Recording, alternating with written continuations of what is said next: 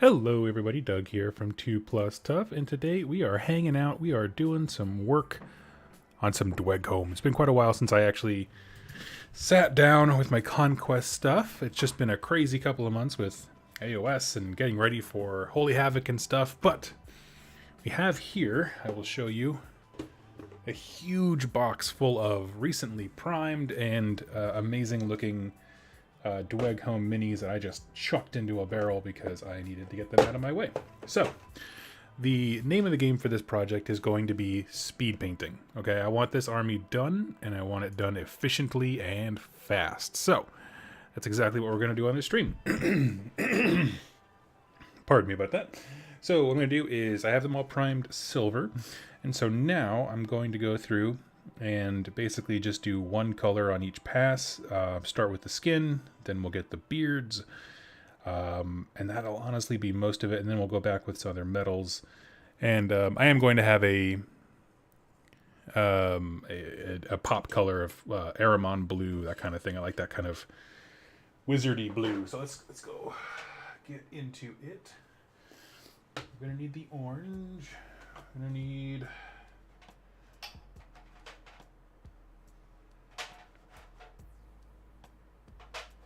Of course, now I can't find any of the colors I was using. Okay, we will eventually need Cadian Flesh. Looking for my Bugman's Glow.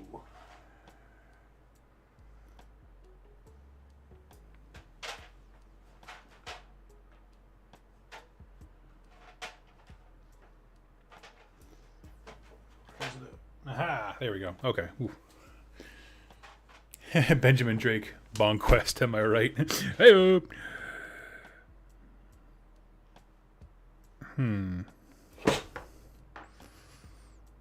Yeah, I think I like this a bit more. So I'm just gonna be again painting. This is my crappy brush that I beat the crap out of and leave it in water because that's what I do. Benjamin, what you got going on today, my friend? What you working on this fine, glorious Friday?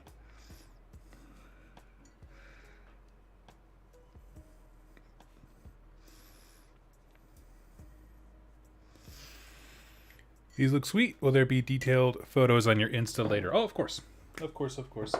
I need to actually bust out my photo box and do another big photo dump here pretty soon, actually, now that I think about it.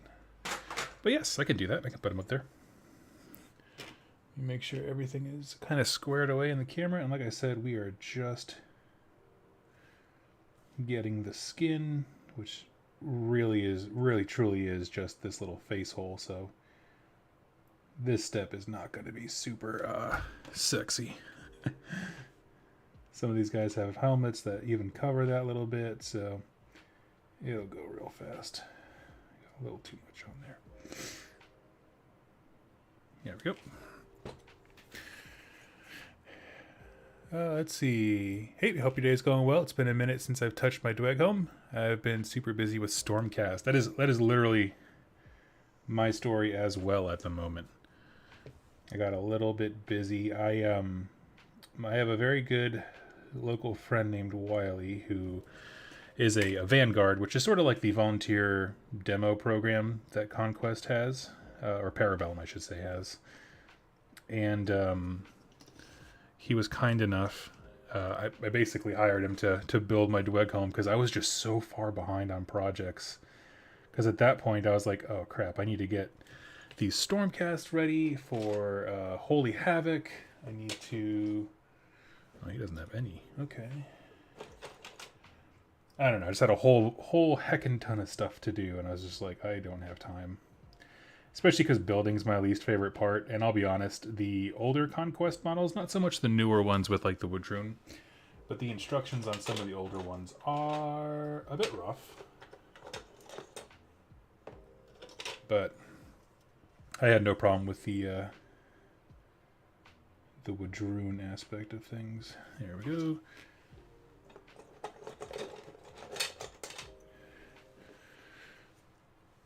Let's see. That guy you know, hey Doug, it's been a spell since I caught a stream. Hope that you and yours are having a wonderful holiday. Thank you so much. Yeah, it was a great. We had Thanksgiving here last week. That went super well.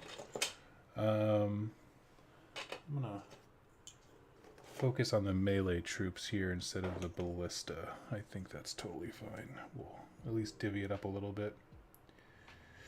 Yeah, I had a great time with family. It was, you know, as all time with family is, equal parts refreshing and exhausting. Good to see folks. But, you know, holidays are always long days. But it was actually really nice. Got a good chance to see everybody and get caught up and spend a day with some of the older relatives, the in-laws.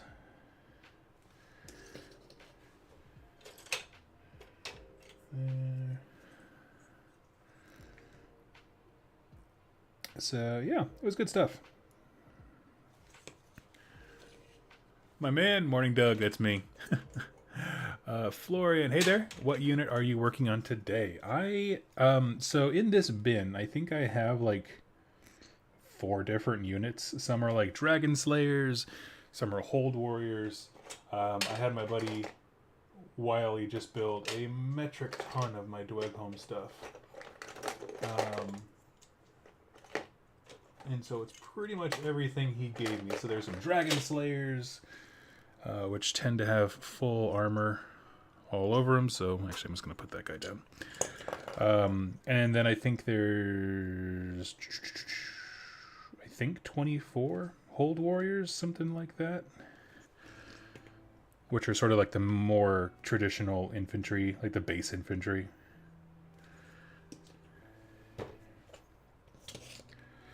Once I get them all out here with the skin and stuff, I will divide them up by units and I'll let you know what we got. Luckily, all of the shields are off, so we can easily get into these little nooks and crannies.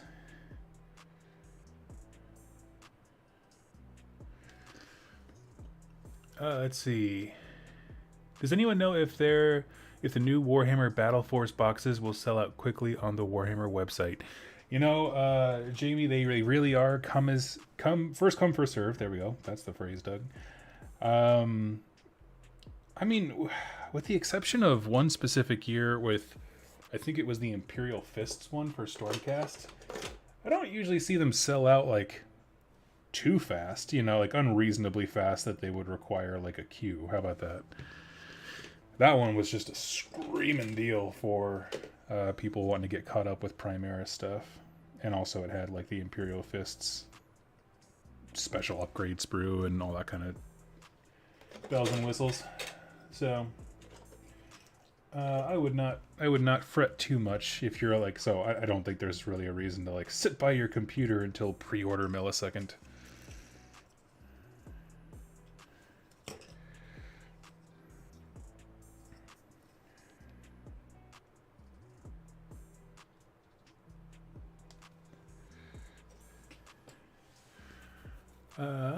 Hey, T plus stuff, or Doug, if I may. You may always. Have you played much Conquest, the main battle game, or the skirmish-like version? So I have, all of my experience has been with the main battle game. The reason is we have 2 fantastic vanguards locally, so people who try to get demos and stuff, and they personally are just more interested in the army-sized game.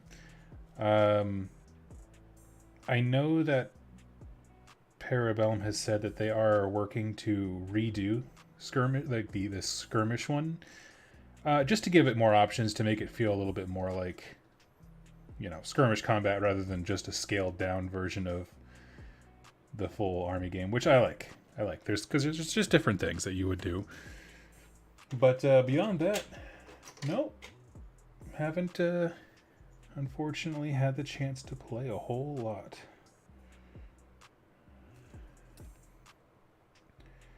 I'd love to play the First Blood one though, because there's nothing better than a game you can get into for $50. Isn't that right? Let's see. How does Conquest compare to AOS? I'm looking for another game system. I'm getting annoyed with GW practices right now, and it seems many others are annoyed by GW too. You know, distaste in Games Workshop comes in waves, in my opinion.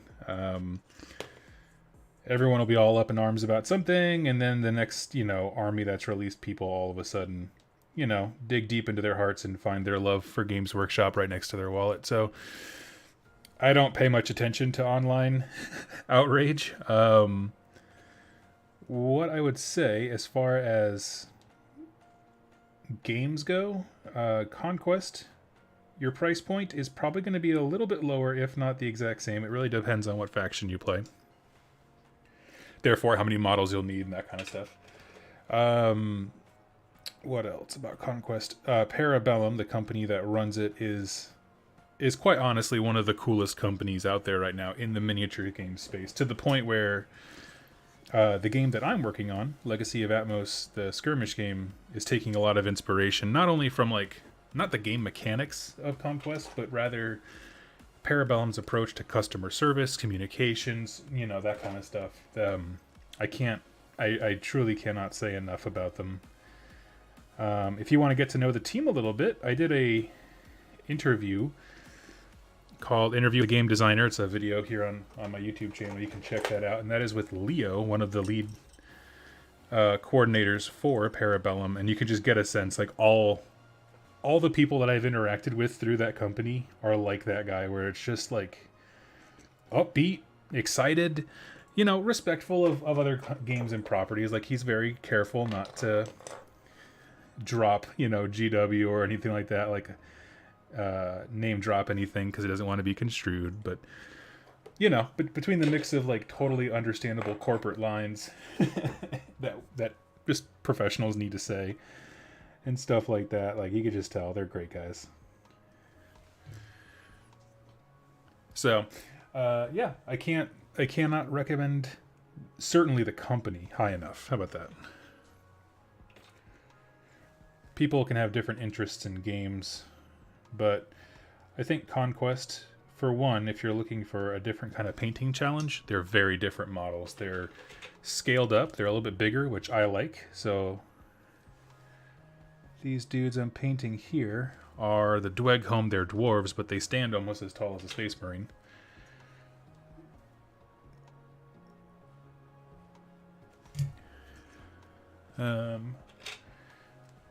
Yeah, so I'm just a sucker for community. Oh, and their way they do community engagement is sick. There's at any given point always a living campaign that's going, and you can play games and vote on what the characters do. So it's this ever-growing narrative kind of a deal on their website.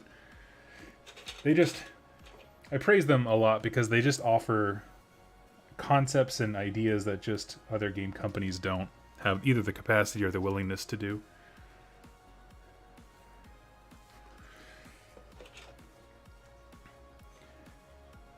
For us, in our game, it's mostly the capacity, but when it comes to other companies competing with Games Workshop, it has to do with their willingness.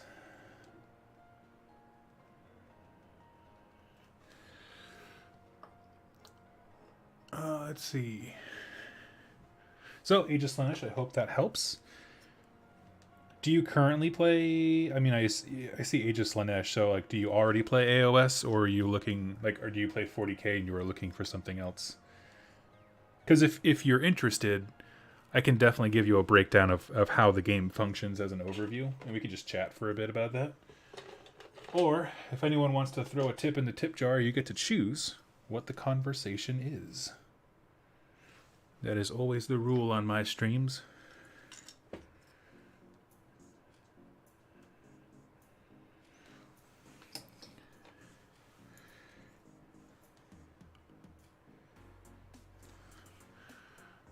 Let's see. I did find the earlier kits for the Dweghom to be difficult. Yeah. But it's remarkable. I pointed this out on my stream with Leah, that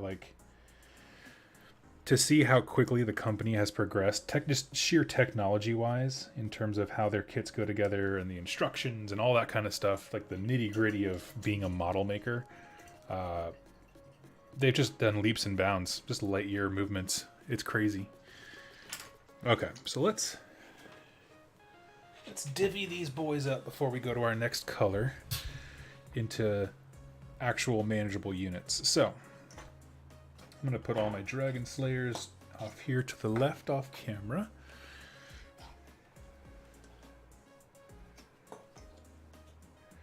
And y'all tell me if the music's too loud, just because I have my own controls over here, so if it seems one way to me, it might not be that way to you.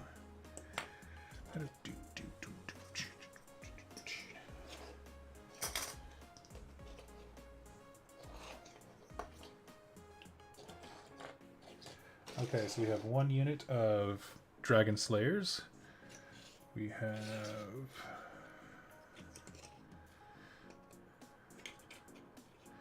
And so in Conquest, there's models and stands. That's kind of how they divide things up. Every stand can have 4 models on it, and basically when you expand or shrink a unit, you do it in numbers of stands. So like a base unit is going to have 12 models on 3 stands. That's 3 bricks wide. If you want to add one, you just add an entire 4 more dudes to it. That's how it works.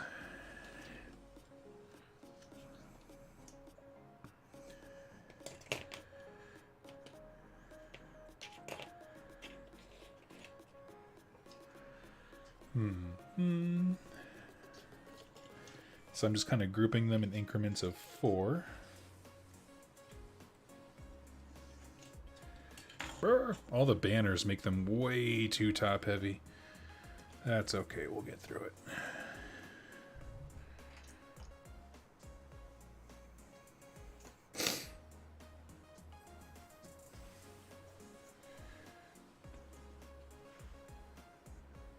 Four. 1, 2, 3, 4. So there's 4. 1 stand, 2 stand of ballistae, 2 additional ones, and 2 Dweghom that I don't know what unit they belong to. Oh, you know what? Since this is a dual kit, I bet it was by accident. I bet 2 of the leaders in here actually belong with the ballista. That's what I'm thinking. Yeah, so here's 1.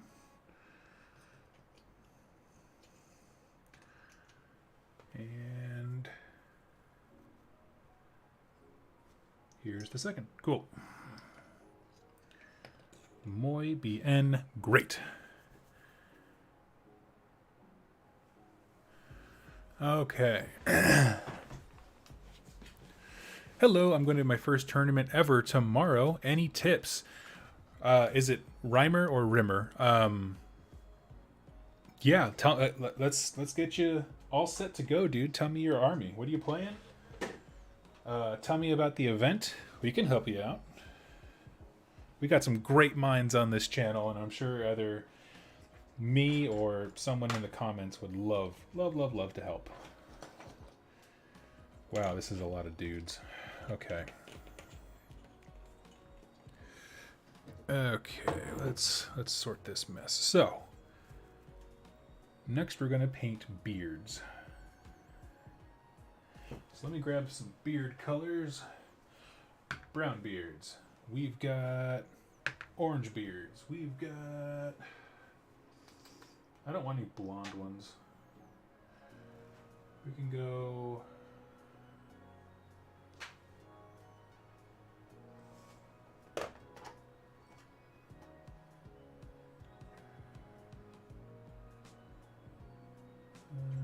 white. Oh, here we go. This will be for black. This is like a, what is it? Rubber and Tires is the name of the color from MIG, Ammo MIG.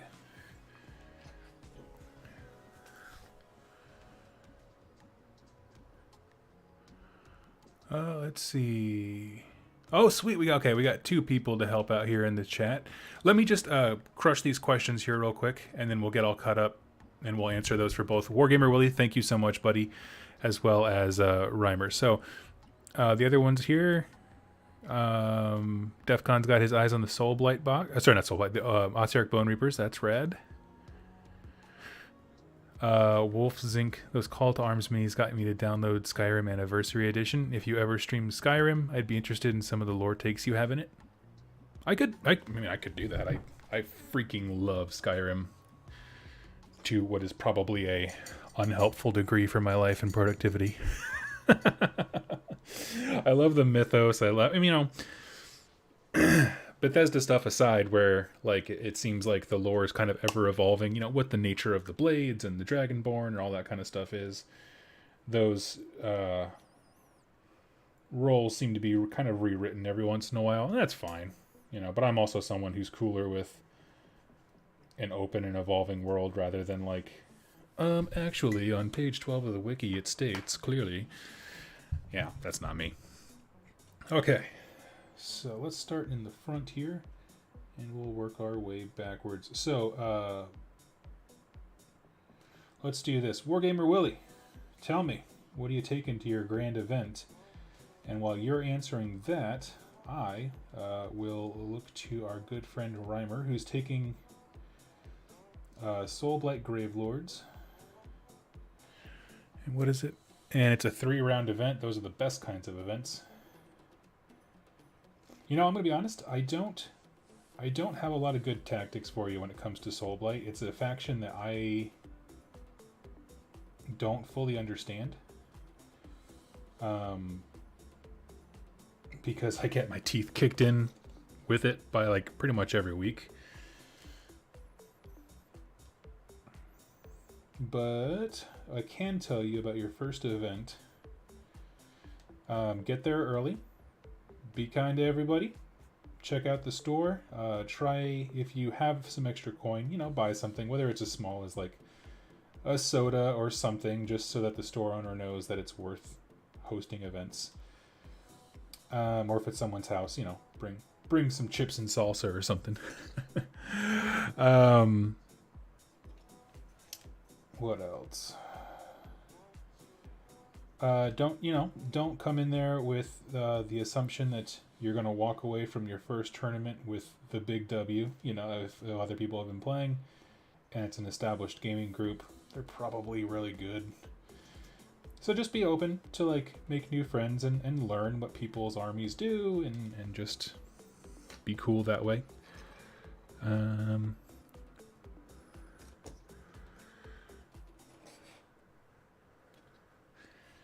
Let's see, what else?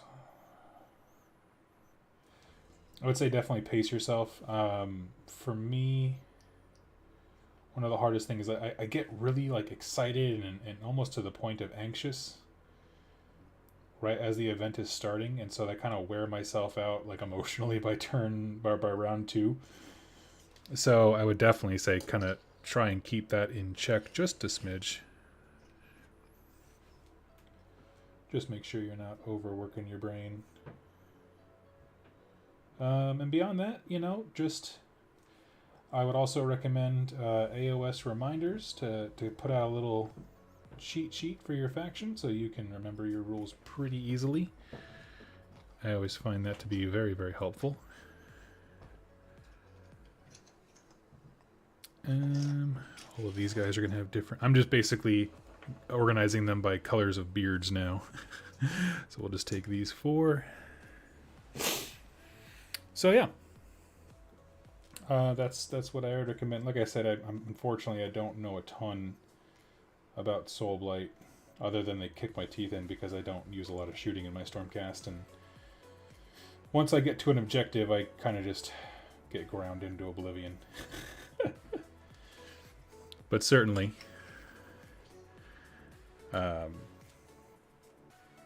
that's not much of a tutorial for you.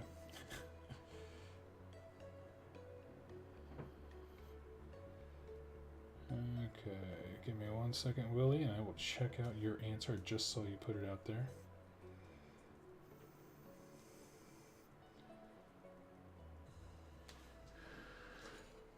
Okay.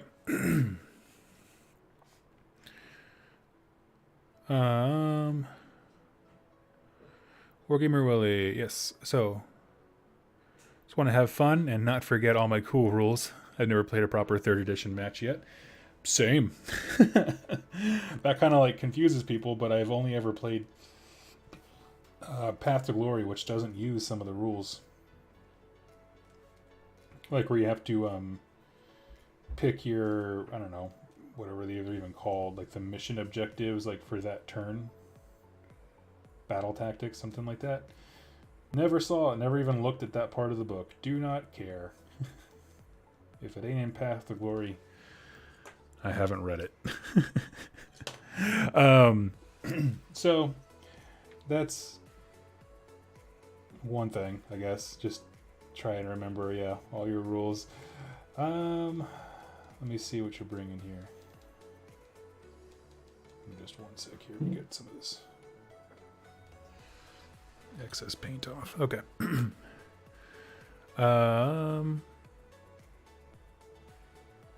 My list is 3 5-model units of Vindictors, great start, and Vandus, and an Arcanum on Gryph-hound for leaders, plus 2 chariots. My game plan is to steal objectives with the chariots, slow march up. That's a great plan, honestly. Are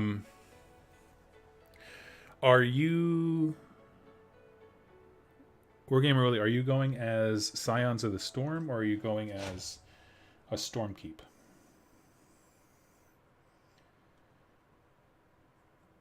And the reason I say that is because you could easily just drop a bunch of stuff from the sky to get up there and start muscling for objectives and stuff. It's just a good trick to have in your back pocket. If nothing else, it forces your opponent to be like, crap, where's he going to put that Stormcast unit? And maybe cause them to castle up a bit more. Anytime you can give your opponent something to worry about, I tend to think it's a good idea.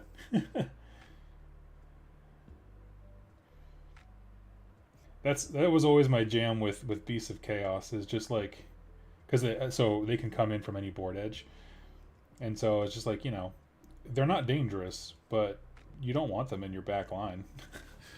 There's no unit in the game that you want just randomly popping up in your back line. I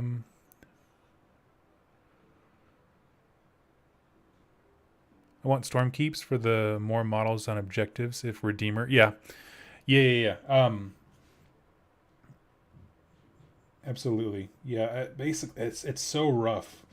Let's see, you don't have any priests in your list to get translocate either. I was going to say, like, that's the only real way that decimators become interesting, is when you can actually throw them up the table.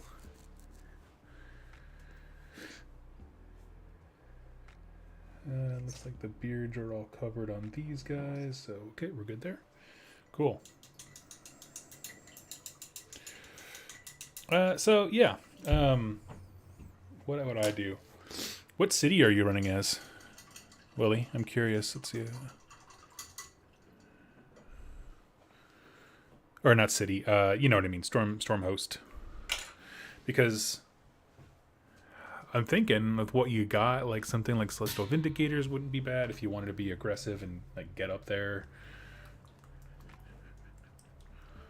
I don't know. But yeah, no, absolutely. I think you got the right of it. Is just, you know, try to remember your guys' rules. Certainly do not forget your chariots' mortal wounds they do on a charge, because that's going to be big for you. And just, yeah, focus on objective play. That is always the correct answer.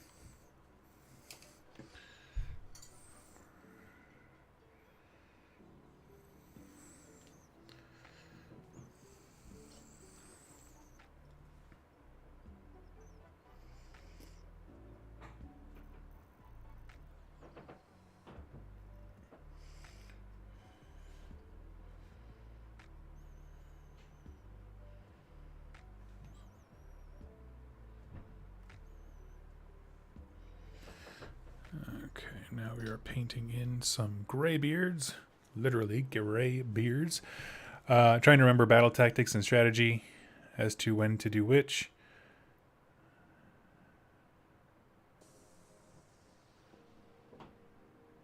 I went hammer so I don't get battle shocked. Yeah, it's fantastic. Honestly, yeah, when I went to Holy Havoc, I made so you can customize one of your heroes, and I had him be a hero that just does nothing but buffs bravery, because there's nothing sadder on a 5-man unit of Vindictors or Liberators or whatever your poison is when they run away.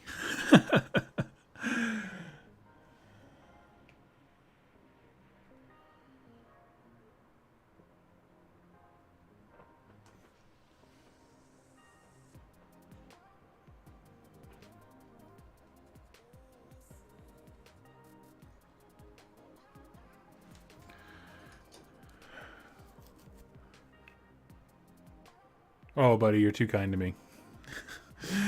You're too kind. You really are. I'm just a dude. I think I offered any tactical advice.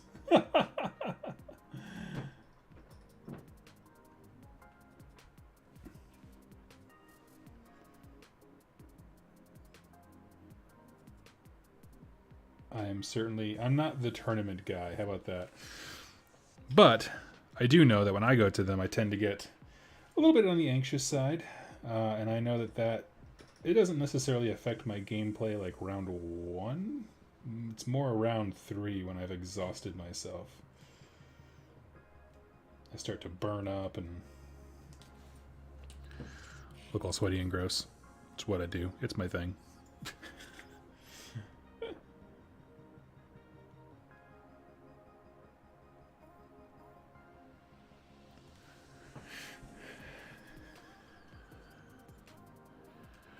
Let's see.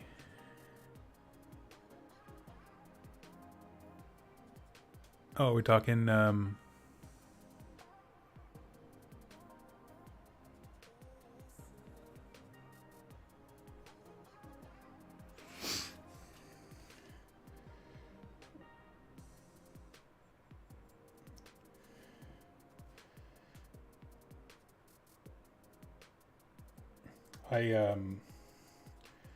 I decided to give 40K another try.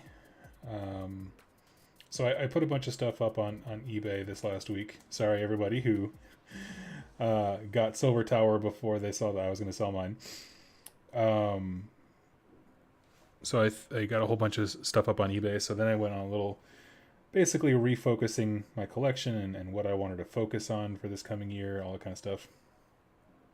And I picked up stuff for a Tzeentch army that me and Jack are going to probably run for the next Holy Havoc next year. I think he wanted to do something with Beasts of Chaos. I don't know. It's all kind of murky because we don't know how those books are going to get treated in the next year, if they get any kind of treatment. So there's that. But we already decided on a scheme and stuff like that, so I'm excited to get working on that project. That's kind of be my next thing after this, pretty much. But then I was like, you know what? My buddy Rob locally has a bunch of 40K stuff, and he was also interested in getting into the game a smidge, and so I was like, you know what? Okay, I'm going to do a 40K army, but specifically intending it to be an art project. Like, what do I love about 40K? And so I grabbed some AdMech stuff, because AdMech is aesthetically my favorite. It is a place for me to let loose all of my John Blanche fanboyism and kind of go nuts with colors and grittiness and all that.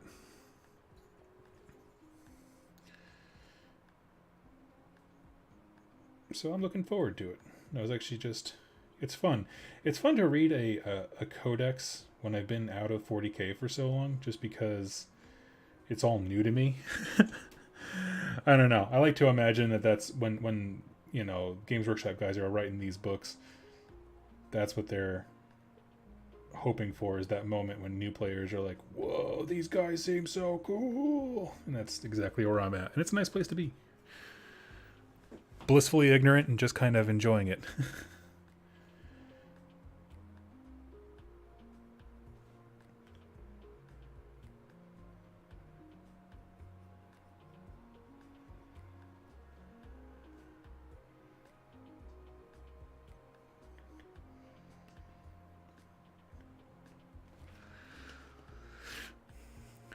Um,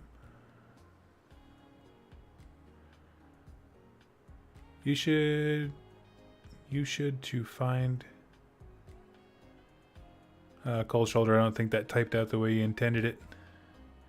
Oh, try to find a casual gamer group. We have a very casual gaming group here, I will say. Lots of folks who... Yeah, okay, that's cool. Lots of folks who will take, like, fluffy armies, but they do try still to take the best things in them. So, like, we have a guy, Steve, who I mentioned before. He has his Stormcast for AOS. Well, for 40k, like, he'll play very thematic. You know, Eldar. He has a few different flavors. Sorry, man, my hiccups are killing me this morning. A few different flavors of Space Marines and that kind of stuff. And he builds very fluffy narrative lists, but they all have teeth. Like, you know, it's you choose a narrative lane and then you just do the best things in it, which, you know, is absolutely a way to do narrative gaming. I mean, it's what we saw at Holy Havoc. I think more people consider that narrative gaming than, I guess, me. And I don't really know what I thought narrative gaming was before. Like, it doesn't mean bad lists. But, you know, does the army make sense? Did you put work behind it, kind of a thing? I guess that's kind of what I'm learning for myself.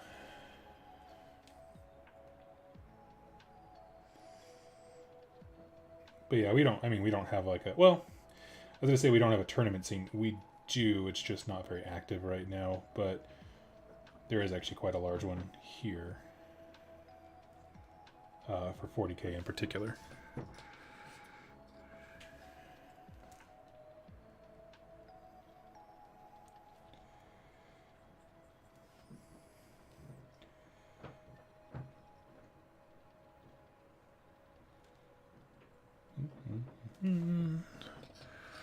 Almost done. The nice thing is these models are almost entirely armor, which I am here for.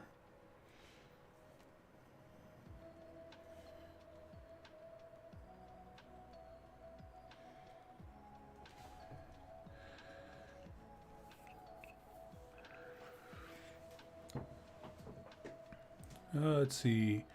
Quite excited by your 40k project. Will you stream the painting, or is it more a personal project? Well, I seem to have gotten my internet thing figured out for the most part. It still acts funny every once in a while, so I do plan to stream more hobby stuff in general, just because honestly it helps me get more done. Like, I just paint more whenever I'm just talking. And, you know, like asking questions and reading and that kind of stuff. I find it a lot easier to get hobby progress done. It goes pretty smooth. So I will probably stream it. I mean, I'm not going to do anything crazy. Vince Ventrella introduced me to using like streaking grime to make like really, really dark and gritty form of washes and that kind of stuff. And I'll show you in a little bit what that looks like on these guys.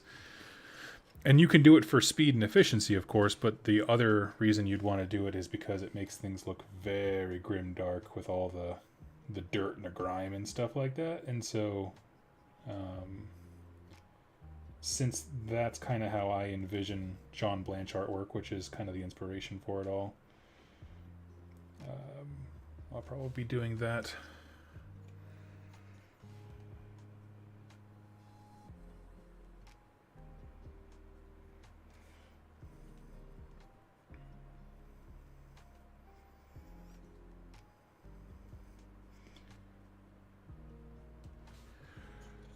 Let's see. I've been jamming with my Slaves to Darkness a lot recently. Picked up a Mana Core and a Varangard. Nice. Just need to get Archaon and that army will be ready. Nice, nice, nice. I put mine on the shelf just for a little bit. Honestly, had some thoughts every once in a while about selling them, but I'll hold off, I guess, until the next battle tome. I don't know. I just feel like with the way that coalitions and stuff work, they're not the same army that they were. You know what I mean? In terms of oh yeah, I can have this be a Zinch army. I can have this be a Maggotkin. Like it lost a lot there, and I don't feel like it gained a lot of self-sufficiency and personal character outside of Archaon and a whole bunch of Varangard, which is fluffy and amazingly good. But as far as like its own identity, I don't feel like it has a lot, and so they're kind of up on the shelf. Also, because I don't like Marauders, it's really hard to build 1,000 point lists for our local Path to Glory, because when a block of warriors is 200 points because they bumped it up to 10, you're like, ooh.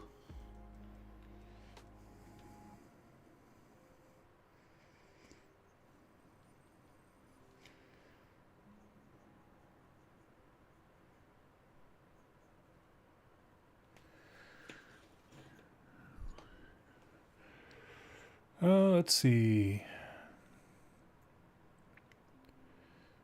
As far as tournament go, I look at them as a way to get 3 games in. Just communicate with your opponent in the TO.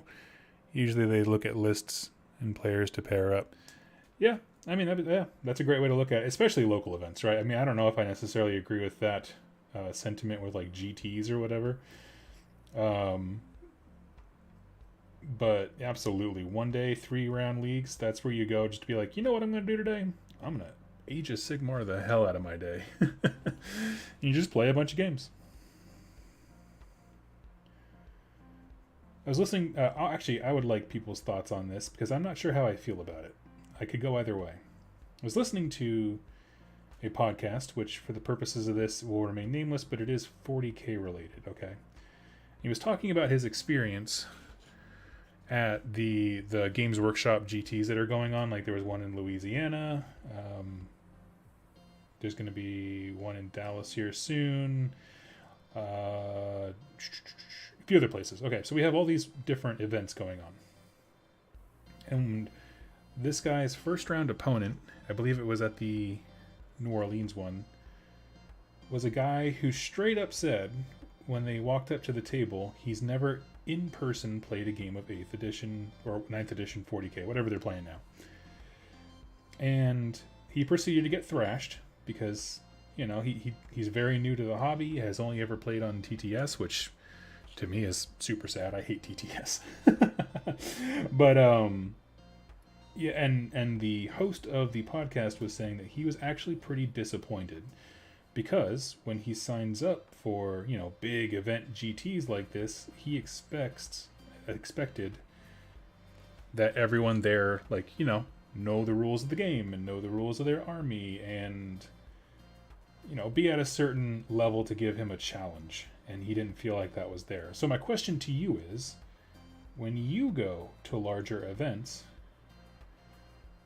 specifically ones that are, they're meant to be competitive. I'm not talking about like a large narrative event, but when you go to large events, do you find it annoying or frustrating if your opponent is brand new? To me personally, no, I don't. And I can't fathom ever saying that to another human being, like saying that I'm frustrated that they don't know the rules. And again, I'm not talking about, the 1 day, 3 rounds that you guys were talking about earlier. That's the perfect place to go and learn the game. Like, just period. The game, period.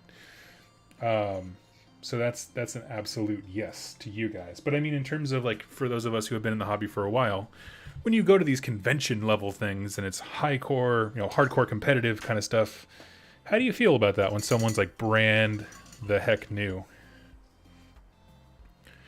Just popped off of, the old world kind of a thing, just kind of randomly showed up.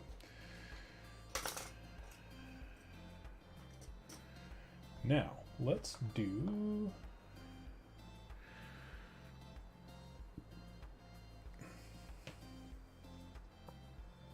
Alright, so I'm having an internal debate.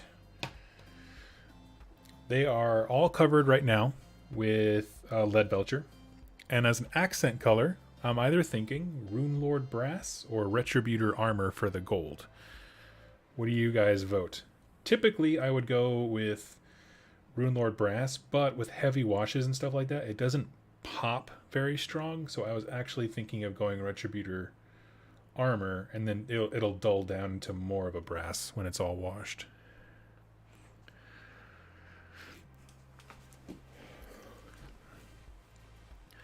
The Rain Man, to me, narrative gaming is a historical mission.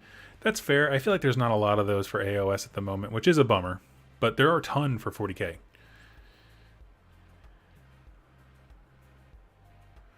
Viridian 4, super stoked to see this. My hobby hang is brightening my Friday morning. Oh, thank you so much. Haven't been to a big tourney since Games Day Atlanta 2001. Nice. I like to stay local. That and my health issues. Yeah, that's fair. That's fair. When I did Ard Boys, I didn't care. That was the point of the tournament, for sure. Yeah. It's interesting. I mean, because I can look at this and be like, well, you know, I empathize with the person who just wants to get out there and be excited for the hobby and, you know, is just anxious to jump in there. Viridian Forge, I agree. That's what I'm doing. You know, and I totally understand that, and I want to encourage that. I guess I feel, but I also understand the point of this podcast host being like, you know, I mean, when I signed up for this, I had XYZ expectations. Now, were those expectations realistic and fair? Probably not. You know, I mean, with the exception of expectations like everyone has a painted army, right? If it's not stated in the packet, you can't expect it.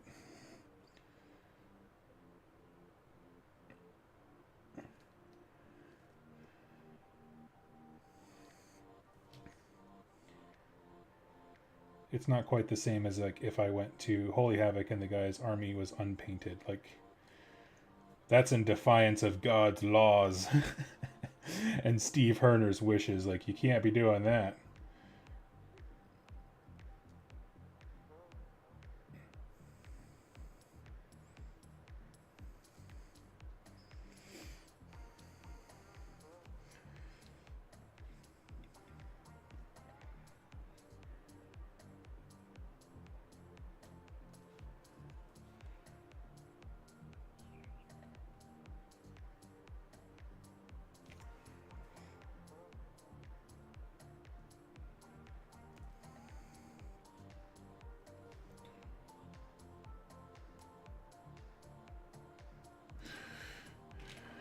Hey, Spezia, what's up, buddy? Good to see you. Thank you so much for dropping a coin, tossing a coin to your lore boy. As always, you get to choose the topic if you'd like to.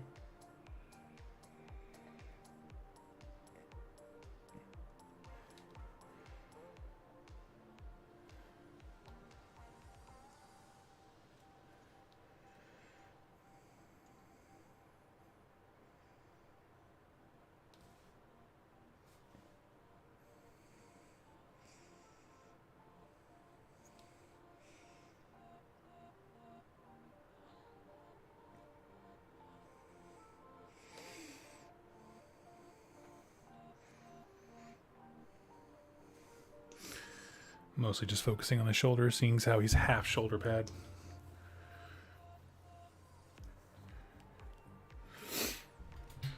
Currently wrecking Stormcast as Maggotkin and AOS Stormground PlayStation 4. Nice. So I tried that game, and I feel like I enjoyed it, but it wasn't giving me access to new types of troops fast enough to keep my interest.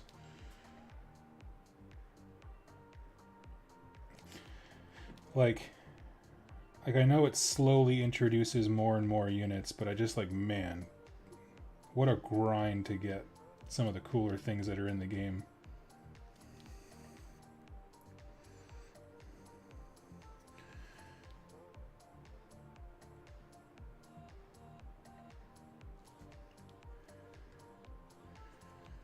That was my only issue with it. But I like the actual, like, I love the functionality. I think the voice acting was pretty good.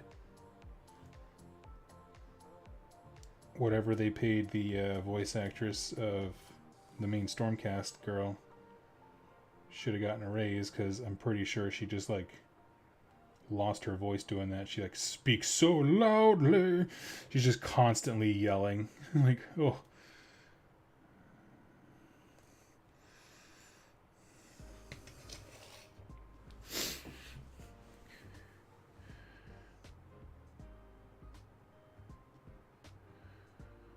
Um,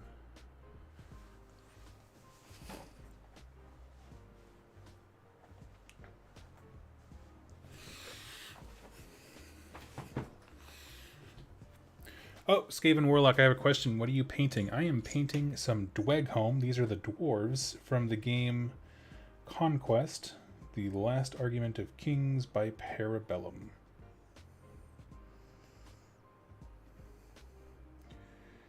It is a wonderful miniatures game sold by a wonderful company. If you're interested, I have a link to their store in the description if you want to see the other factions. They have just very unique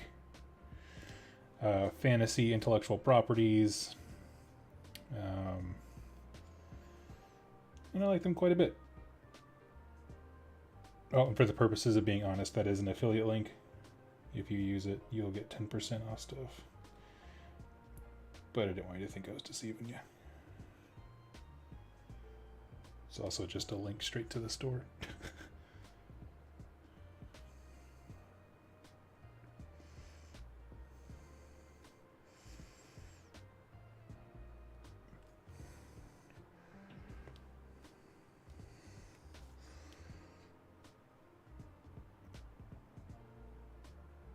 Okay. Let's see. My army does XYZ real well. Don't let me do XYZ. My weakness is ABC. Yeah, I do that quite a bit too.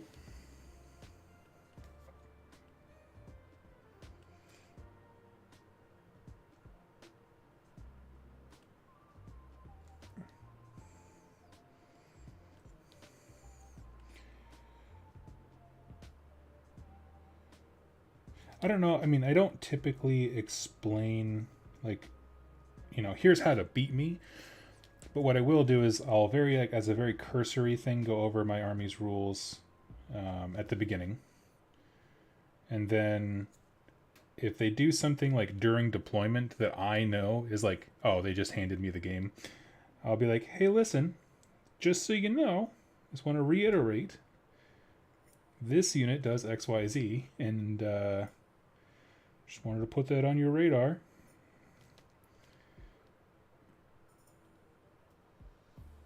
There was a guy who, I was playing him, I had my Beast of Chaos back then, and, you know, I told him, hey, listen, I can come in from the sides with all the movement buffs that I can get. Like, I can come at you from literally across the board. I can reliably do turn 1 charges, which I could. And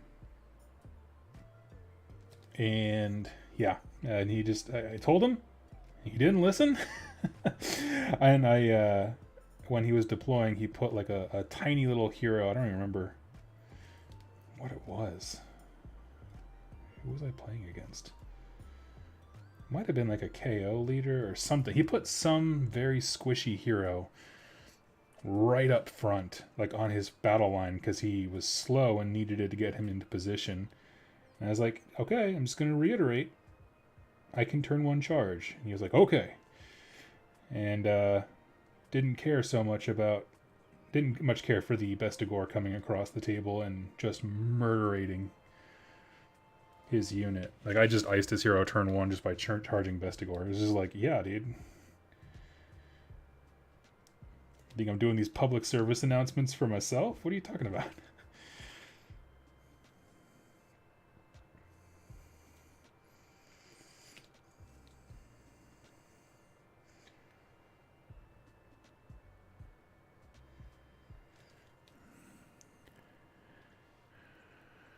Let's see.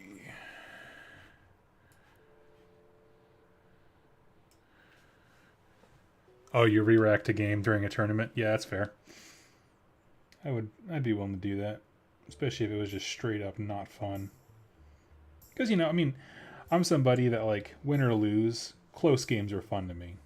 Right? And so I'm somebody who, if I know that I'm in a good position, I'll take my foot off the throttle.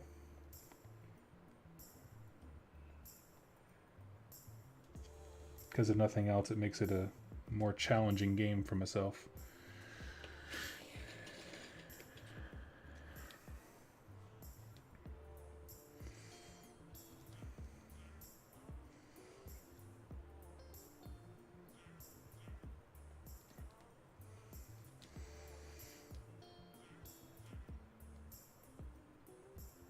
But I also respect those people. You know, most of my friends actually locally are this way, where it's like, you know, they say like, "Oh yeah, I can take it easy on you a little bit. It's a training game."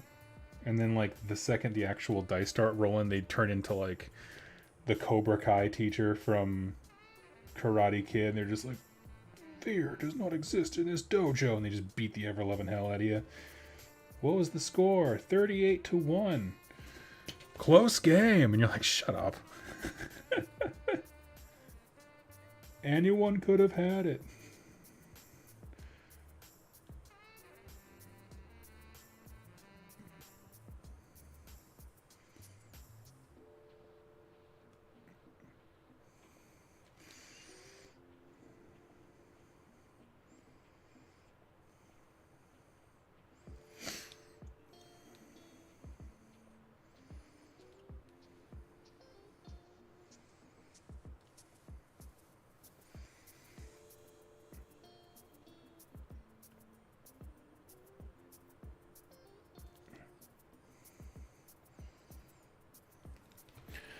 Um,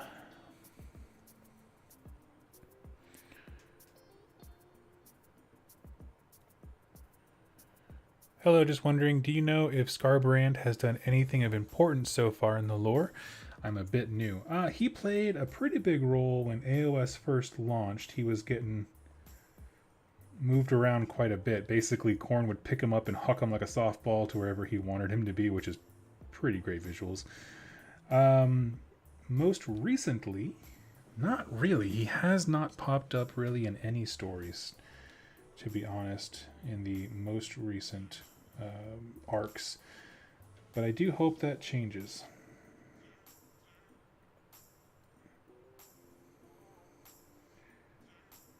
Because he is one of the coolest.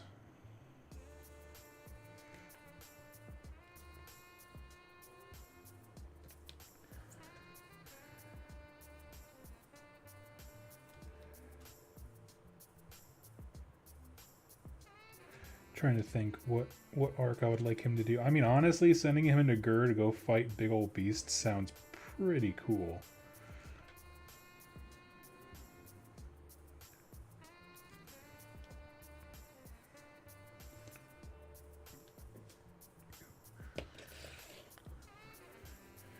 Let's see. Oh, so the angriest bloodthirster is still alive. Oh yes, yes. He's still alive. Nope. He So let's see. Trying to think of some accolades of Scarbrand in the Mortal Realms. So yeah, he showed up a lot during the Rumgate Wars. He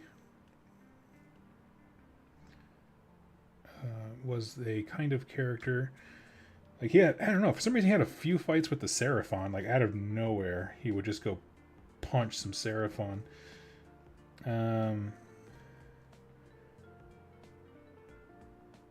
Fought with, I think it was Vandus Hammerhand at one point. It might not have been.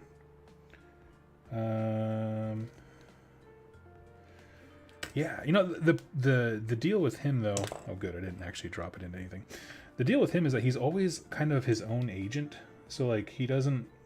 He's Khorne, and even when the books were focusing on Khorne, like because he's so got his own plans and doing whatever Khorne throws him at. It just doesn't show up a ton.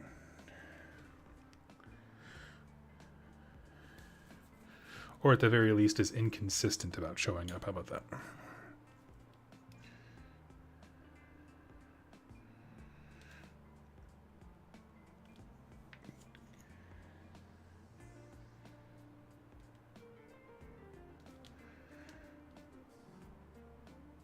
Same kind of thing with what's his putz? It's Kairos Fateweaver. Was there for a bit, and then he was gone. But I don't know, man. That's just the nature of AOS writing, and I don't get it. One minute they're super hot on only focusing on old world characters, be like Fulgrim, not Fulgrim. The Slanesh Prince guy, I can't think of his name right now, of course. But like, old world characters, and then there are some that already existed, and they're just like forget about those. You're like, okay, well, they seemed pretty cool at the time when you sold them to me. I feel like the clash between he and Yndrasta would be fun. Absolutely.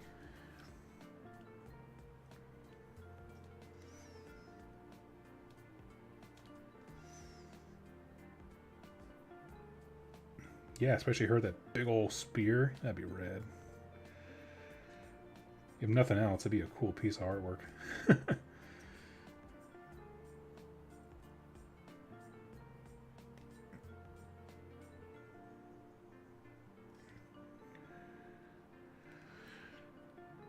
Sigvald, there we go.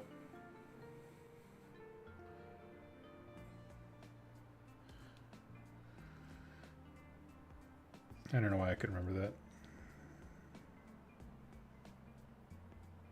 Fulgrim is his 40k counterpart.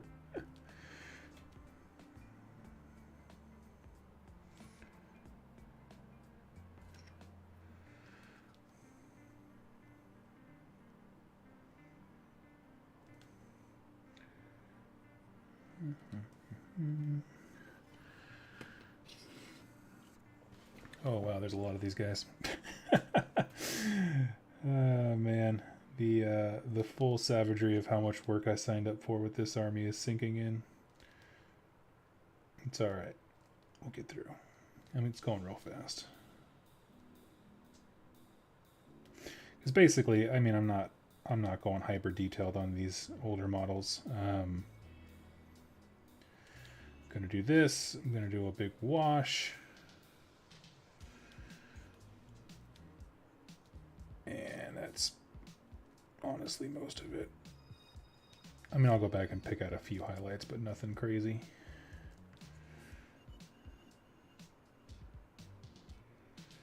Anyone who knows me knows I tend to like my models a little bit darker on the gritty side, which is why my Stormcast stand out. They're the Knights Excelsior, the white armor.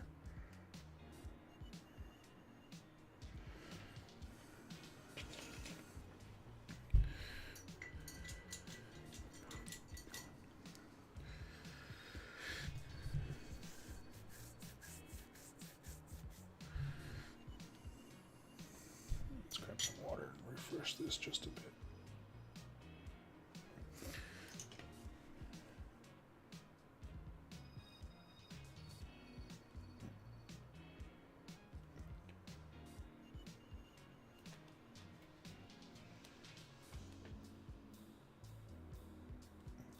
Yeah, I don't know. I made a post on Instagram about like, hey, Games Workshop, where's the lore for the era of the beast?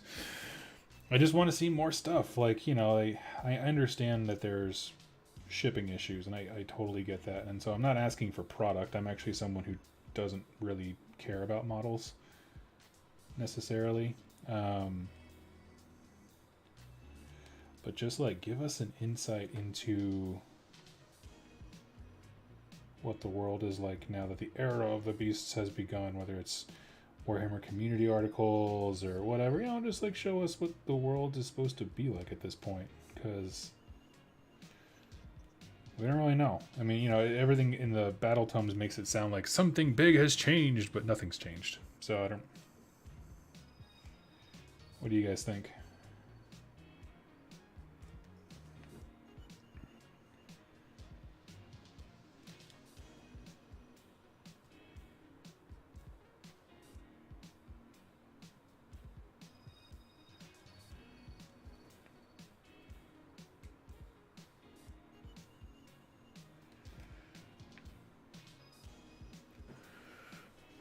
I want to see a battle of behemoths, like biggest chaos dudes doing something big.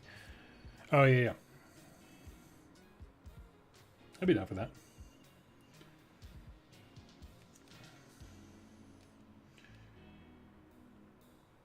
I can't talk about it yet, but Glockin's looking sexy.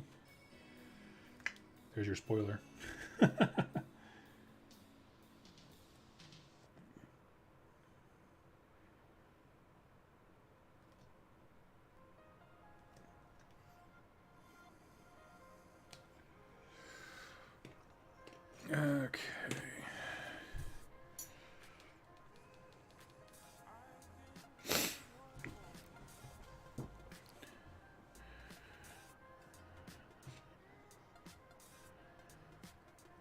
We got a couple lore things. Show me early setting of a crusade.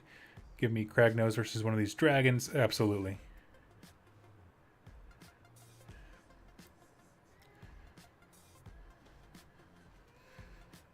Just everybody versus Gotrek. I could see that. Yeah, that would be a great... Or at least a Gotrek novel of him just kind of like sauntering around Gur. Even though it's just, you know... It's Gotrek, so it's... Warhammer Boomer Power Fantasy, which I love. And yes, I'll take the heat for that one. But, you know, he's just grouchy and good at everything. It's just how he do. Have him go for a stroll through Gur, and we can probably get a pretty good glimpse of what it's like. I mean, I read his... like the short story, like the novella they put out about him, and I actually like that one quite a bit because it gave me a good picture of like a city and a town in Akshi, and I was like, oh, I actually really like the way that they portrayed it as he's just kind of walking through.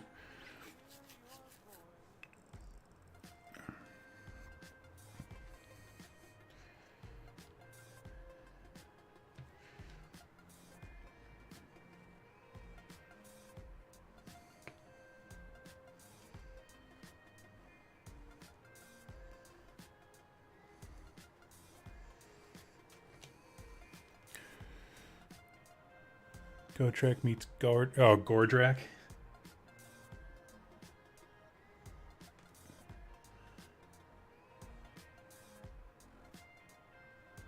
I mean, I'd be down for that. Gordrak's headed to the 8 points, so yeah, throw Gotrek into the 8 points.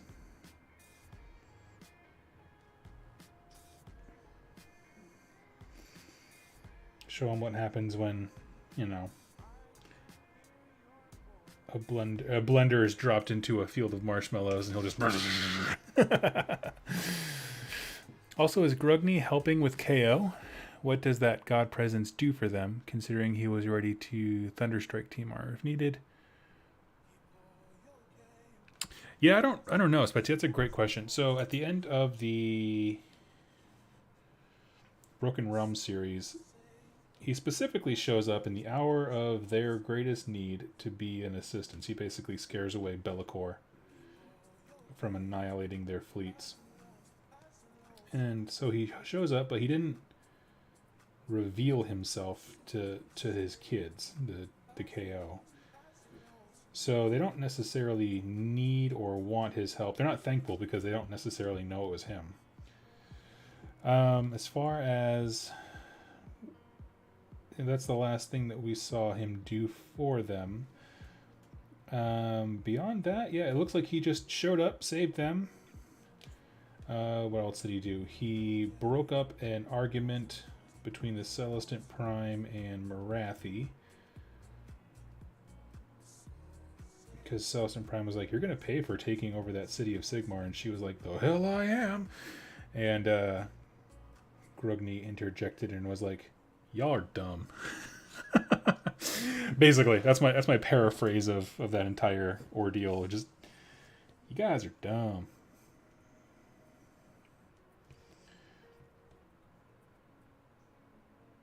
We didn't choose to be in danger, but you're choosing to be idiots. So yes, there is that. That's about all he's done. Yeah, and he went back to Azir to apparently take Sigmar's IT ticket to design better armor, and that's what he's been doing.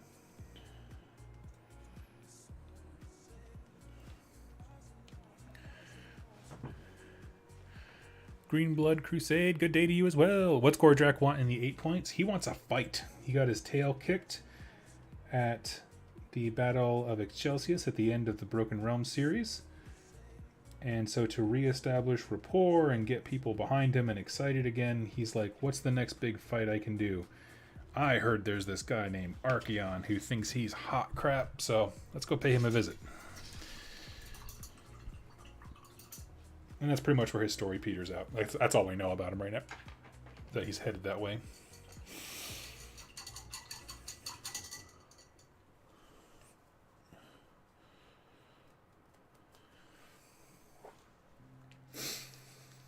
Ooh, a lot of these guys. Okay, we're coming. I might not get to the Dragon Slayers. I got a lot of stuff here between the Hold Warriors and the Ballista. That's okay.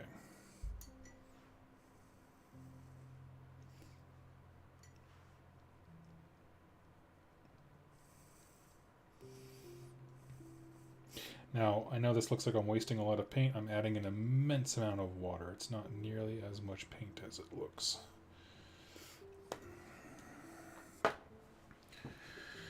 Okay.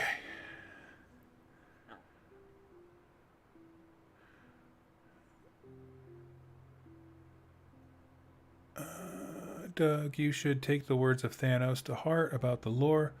I'll do it myself. A writing competition about life in the era of the beasts would be awesome. That's a fan-freaking-tastic idea.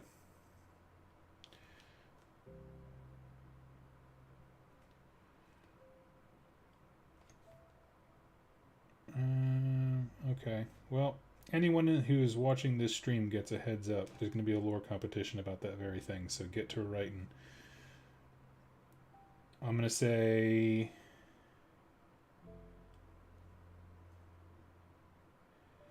I want there to be a challenge to it. Like for example, write about the Age of Beasts affecting the Age of Sigmar, but it cannot take place in Gur, or something like that, where it's like, you know, show me how this is a setting-wide thing. How about that?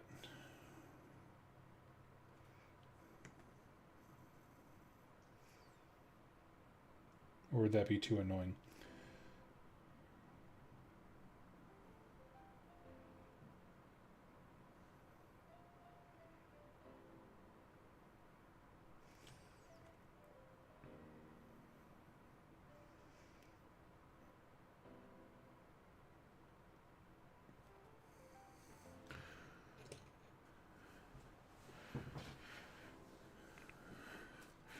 You are now married to a unit in the army you painted. Who is it? Who am I married to? I'm married to a knight in Cantor. I can get behind that.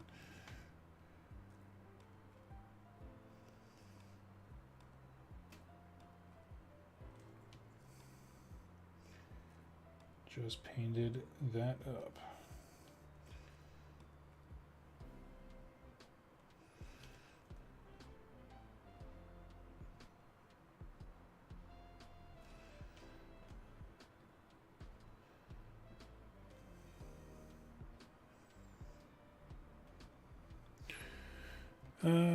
Gur features heavily in the previous two, so it only makes sense.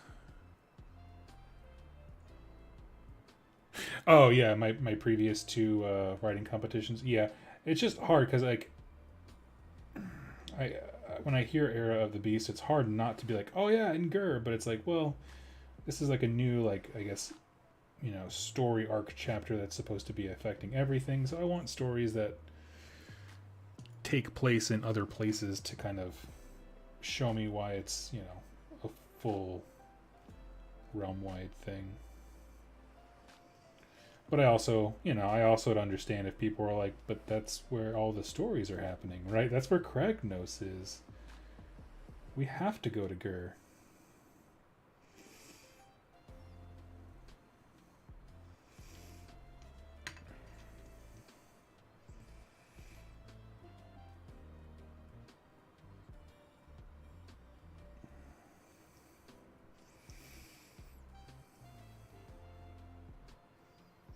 But, you know, between us, I'll probably have like a secret prize that's like, you know, a gold doubloon to whoever can make the best Dragon Ogre Shaggoth and Kragnos fanfic romance novel.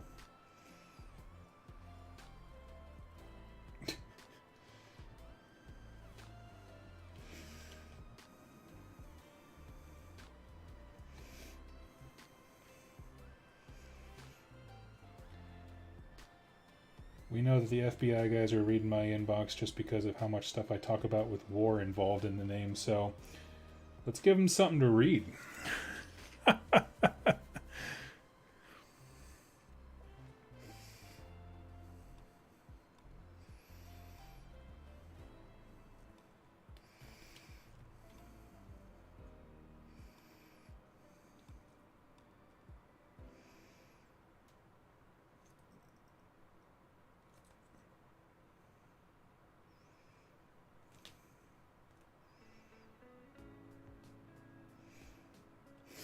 On my very first lore contest, I did have someone write in a Slanesh romance story, we'll call it broadly, and it was just like, my dude, I respect your edgelordiness to the extent that the law requires, but I don't want this in my inbox.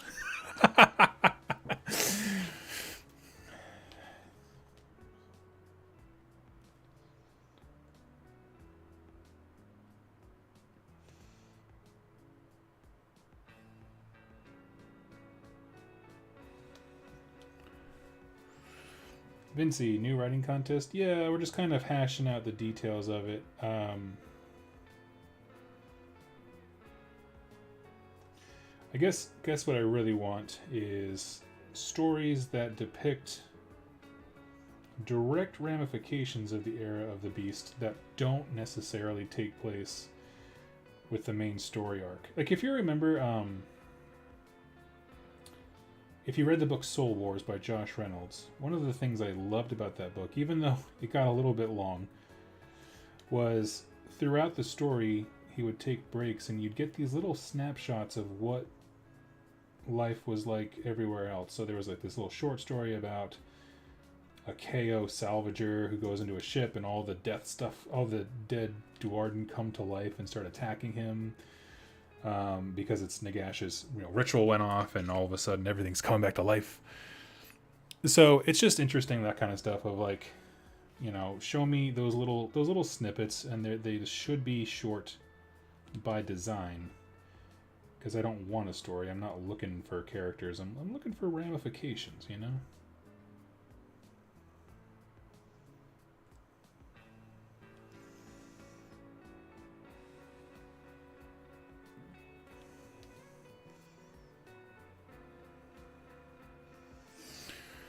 Let's see. Running our store's first Conquest demo in build and take day at the store. Built 2,000 points of 100k for the store demo games and working on personal Nords. Nice. That's awesome. Where are you located at, Joel? Because I do know if you contact Parabellum, they will promote your event to try and get more folks to show up. Like, they have like a weekly, not weekly, maybe, I don't know. It's a email chain blast that they put out of like, here's what's kind of going on in the world of Conquest this week, so you can find events locally and stuff. Don't know if they'll do that forever, but it's a nice resource to have when the game is kind of that niche at the moment.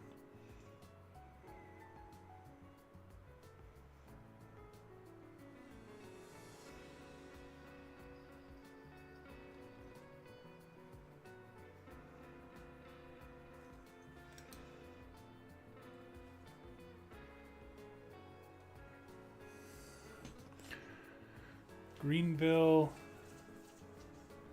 Michigan. Yeah, I always get Michigan and Missouri's shorthand mixed up. All right, on.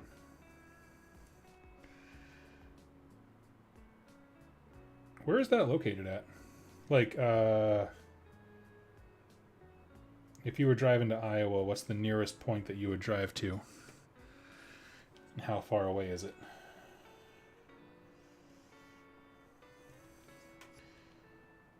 Because now that I'm in the Midwest, well, I wouldn't be able to show up tomorrow, but you know what I mean.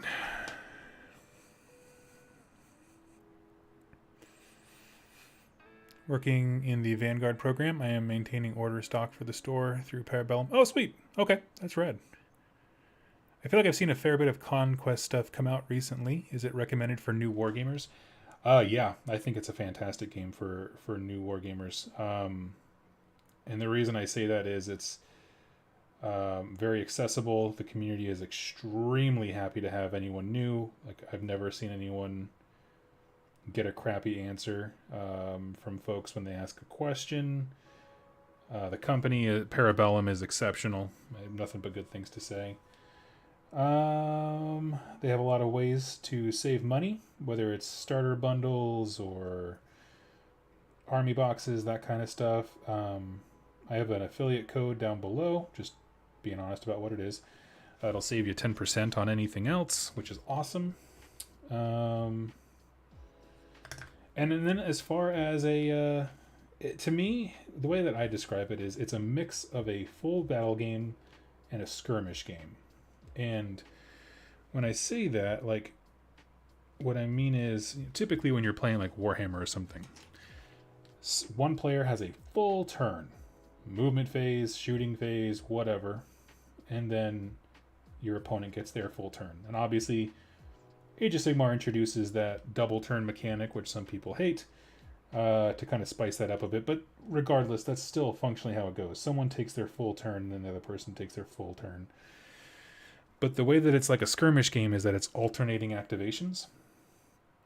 So at the start of the round, you look at all the units that you have on the table, and every unit has a card associated with it. The card's not really important. It just denotes what unit, like they all represent one unit. You put your cards in a specific order that you want them to activate, and then you roll for priority to see who goes first. Then when it's your turn, you flip the top card over, boom, that's the unit that activates. So what that means is you lock yourself into the order in which your units activate. So if you have a hero that needs to give a buff to a unit before they attack, you better activate the hero earlier than the unit to be able to do that.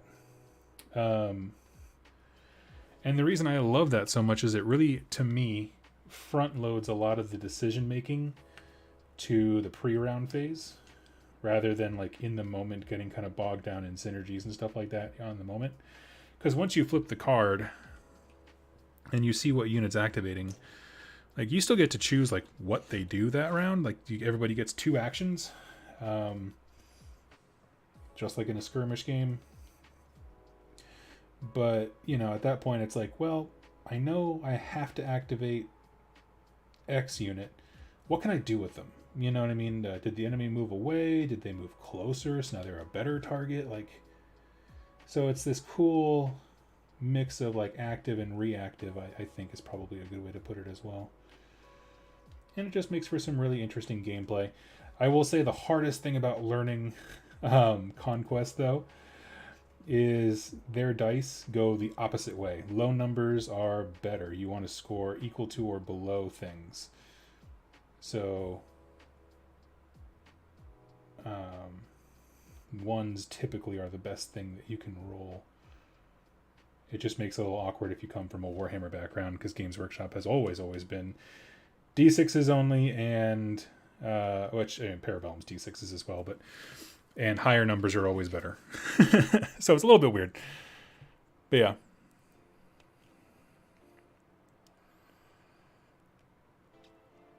North of Lansing, about an hour and a half.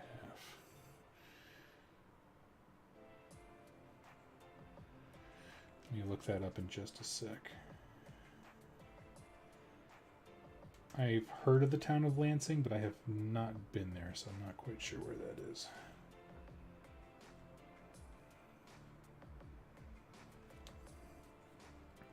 Trying to get as much hobby done today because tomorrow my mom comes into town. She's staying with us for a week right before the holidays, so I'm excited about that. I haven't seen my mom in like 6 years. She's down in Texas, and I wanted to be literally anywhere else because it is hotter than hell down there.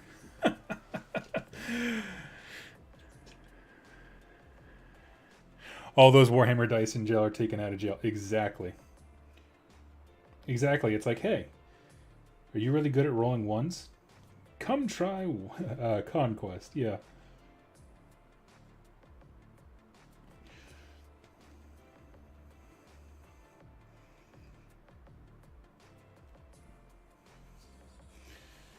like there's a bunch of gamers who are like, my curse is now a blessing. There's a great podcast called Vanguard Garage Gaming, I think. It's VGG is the acronym.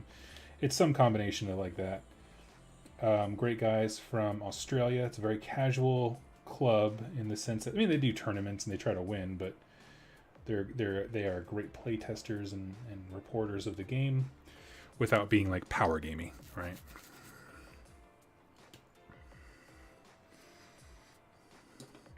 You know, I think I'm just going to save all the banners and do that in one big batch on their own because they're so unwieldy to get all the details on. I think that's smart.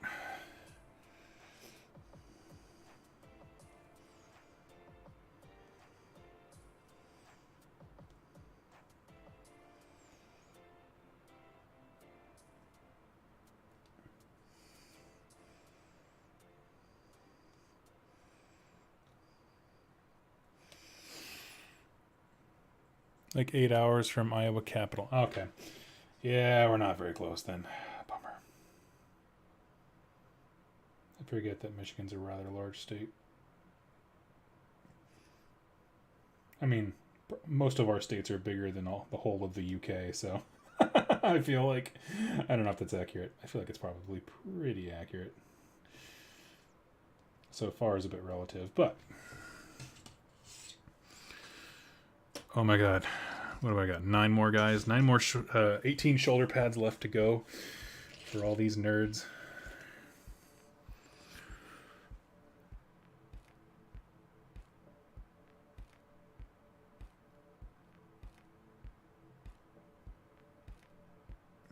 Man, I wish I had your drive to paint. You've done more painting this hour than I did in November. Yeah, it's one of those things like, if I just want an army done, I can sit down and I can crank out an army. When I first started the channel, people made fun of me because I trade armies quite a bit. But I think I'm kind of moving away from that. But I do have a goal to have one painted force for every game that I play or want to play. And so that's why I was like, you know what do I, instead of like swapping all the time, what do I actually want to play in 40k? Or Conquest, or you know what I mean, and just kind of figure that out. I came into the Dweghom simply because I did try playing the Spire. I painted quite a bit up. I think about 1,500 points, something like that. And you know, it just couldn't get behind the play style. They typically are more of, honestly, they play a lot like traditional death factions, which is weird to say because they're kind of the settings elf equivalent, but in terms of gameplay, lots of cheap troops, expendable, they play like death factions, and so it doesn't appeal to me in AOS. It didn't appeal to me there.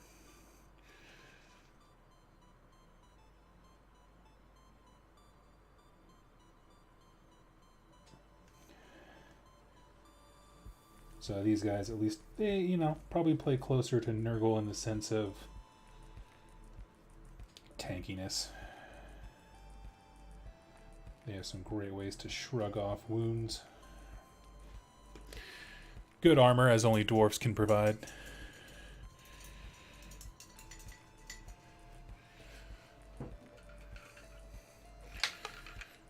One second here, I got a thing of water. I'm just going to pour a bit more into my cup.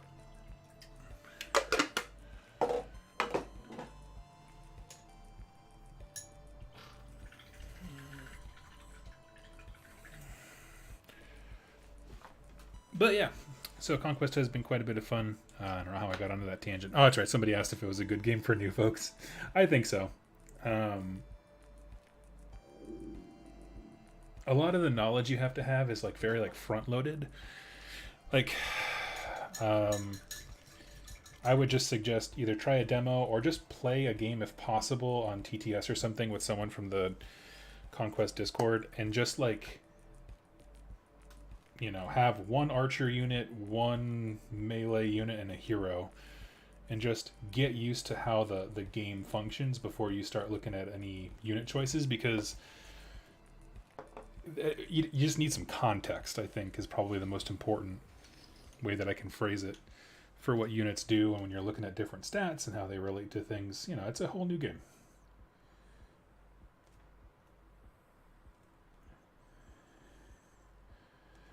And that's what I always look for when I'm doing demos, is like, give me some baseline stuff, and then, you know, trust me as a person receiving the demo that things do get more interesting in terms of game design. Because what I see a lot of time demos fail to do is give you the basics so you understand the game and have context, and you can go learn about it on your own later.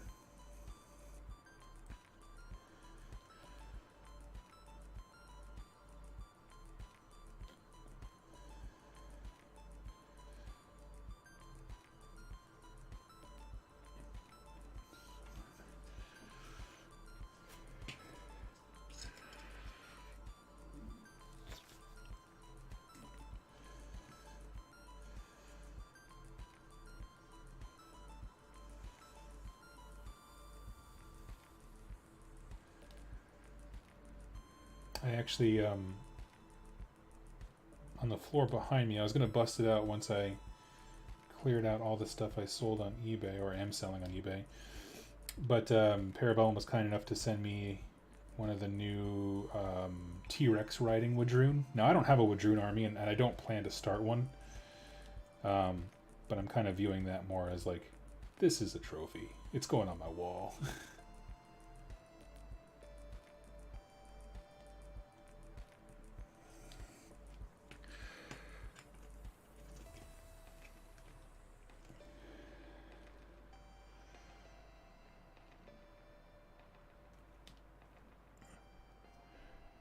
Hey Doug, do you like true crime stuff? No, I love it. I live for it. What you got? I do. I truly do love true crime, and mysteries and things like that. Not so much mystery novels. I've never been a big mystery novel person, because most mystery writers I find think they're way more clever than they actually are. If that, I know that sounds really judgmental, but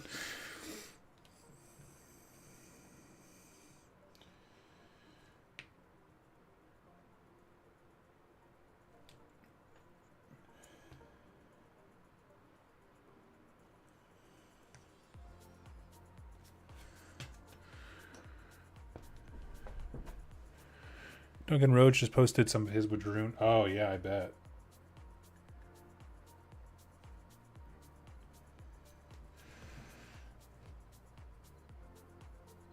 Yeah, I bet his are amazing. Oh, jeez. Especially because, I mean, one thing I've never been great at painting, and I want to get better, but I don't know how, is tattoos. But, like, I've seen great ones that are, like, you know, black tattoos on, like, black ink on white skin kind of a thing, where you fade it down a smidge. But I'm talking, like, how to get the crisp lines on, like, the Bone Splitters ones, for example, like, where it's just wild and jagged. Because a lot of those tutorials are just like, and you just do tattoos. And it's like, okay, cool, thanks, well documented, appreciate it. Okay, now what do we need to do? Need to bust out our blue. So let me move these guys out of the way. Actually, what I'll do is I will keep them out, but to the back, and I'm going to put away the Dragon Slayers, because there's just a lot going on right now. Cool. Okay. Ramifications. That's what was missing from the dragons appearing in the mortal realms. Agreed. Agreed.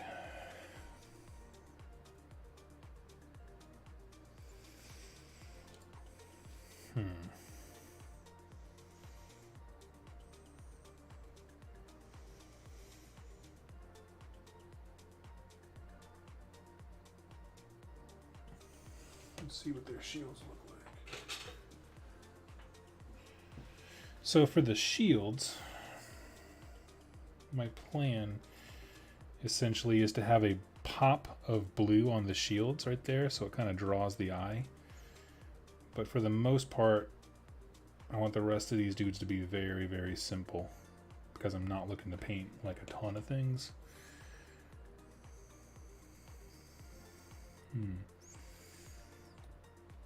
Okay.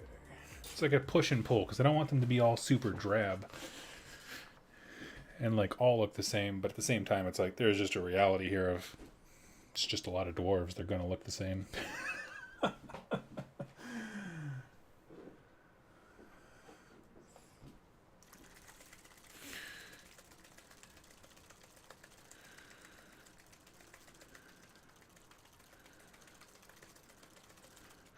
Okay, wait.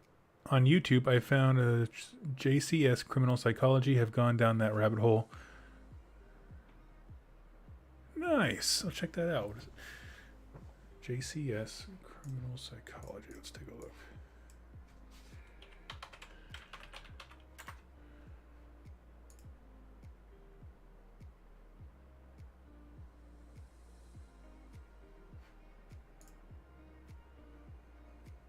Oh yeah, it's got an hour-long documentary on Casey Anthony. I'm in.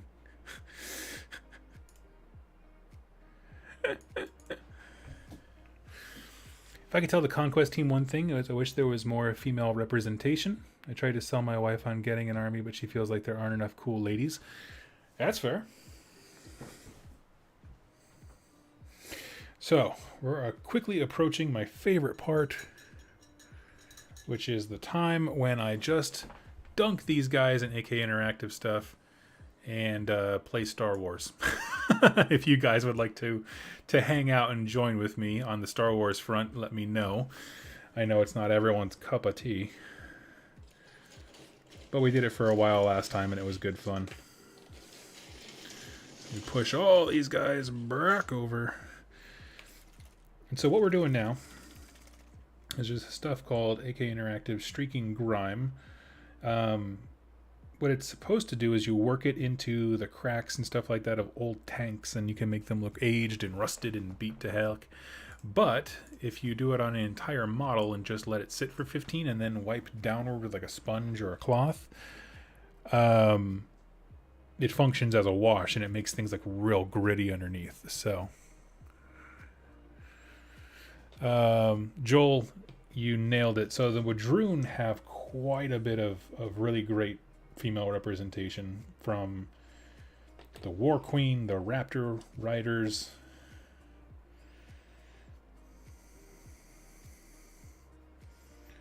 all of it. So I'm just going to do one here at first to triple check that it's what I want. Because if not, I'll just go through the whole thing with like null oil or whatever. That's fine. But it seems prudent to, you know, give it a second to do one test model. For what it's worth, I am quite happy with how these guys are coming out already. So basically, yeah, you just all but dunk him in this stuff. And set a timer for 15.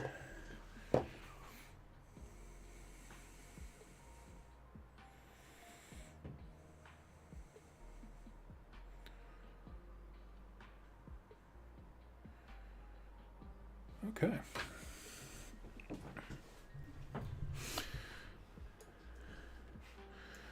Let's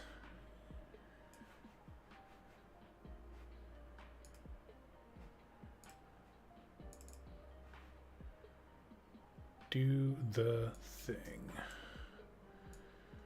Let's go to war with the stars.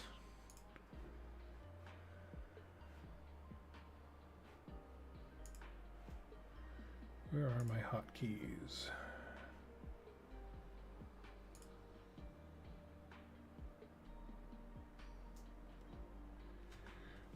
Okay.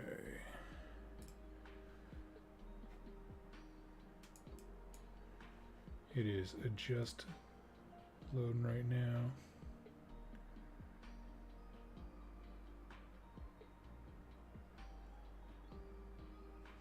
What Star Wars are we playing? We're playing Star Wars Battlefront 2.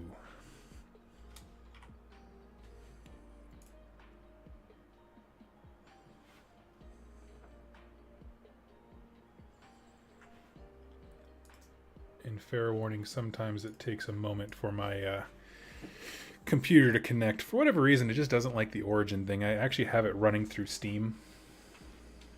But every once in a while, it's just like, you know what, Doug? Go to hell. Which is how it feels sometimes. I do want to get Lego Star Wars for my PlayStation downstairs. I mostly do quick games to just kind of take my mind off things on my PC. Like, I don't actually enjoy playing on my PC a ton, mainly because I have a very uncomfortable chair. But I tend to like stuff like this where it's a little more chill. You know, it's a 15-minute investment of time.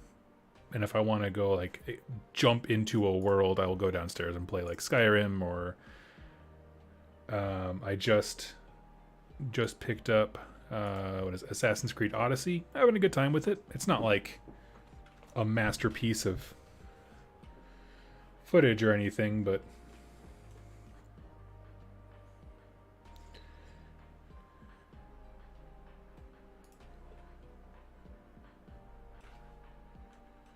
let me turn the music off here. Come on, shut up. There we go. And you let me know about the audio balancing. I tried to balance it out pretty well.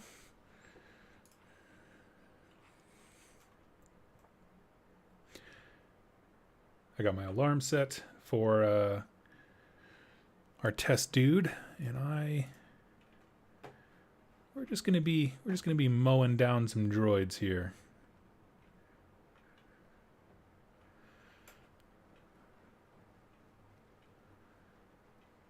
Now, with these starting missions, whenever you have a moment where there's like 3 command posts to... So basically, if you've never played this before, there are 3 objectives, or how do I want to word this? There's a number of objectives, and if you're attacking, like the droids are, you're trying to capture them. For us... Oh, I guess I was wrong. We were attacking. Derp. Anyway, so I'm doing great, by the way. I'm a game streamer. I can do this.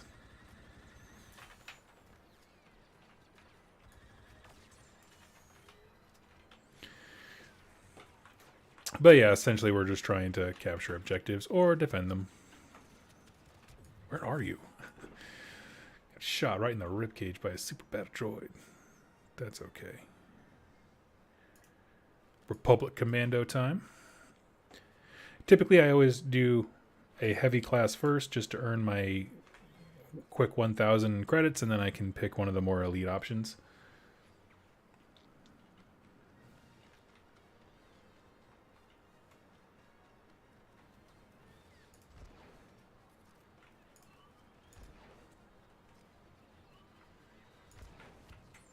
Nice, got him.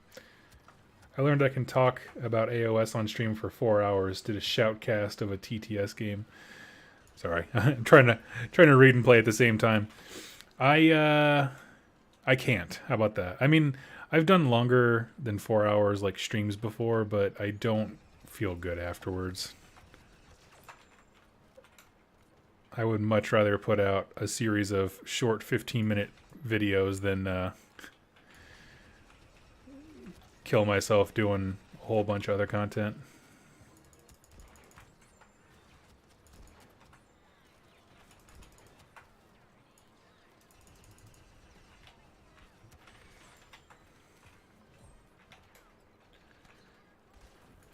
Oh crap, blind as a bat.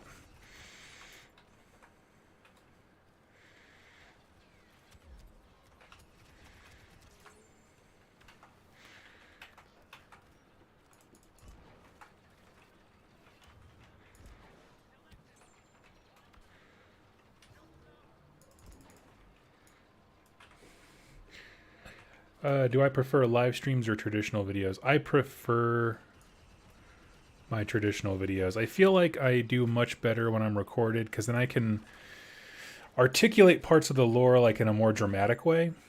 Like when I do my whole like, what is this cool thing? Like, I mean that it's hard to get that same flow and arc live, you know? I mean, I there's very few times that I've gone like full Bill O'Reilly and I'm just like, screw it, we'll do it live, you know, whatever. It's never the same. I can't kind of have like the rising action, falling action. I tend to get very distracted easily, especially if people are asking questions, like actively asking questions. I don't know. My brain just fuzzes over.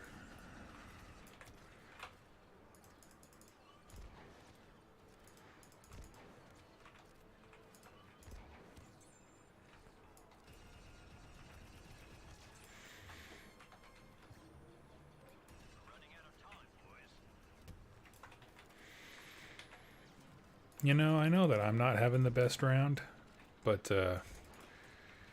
neither are my teammates.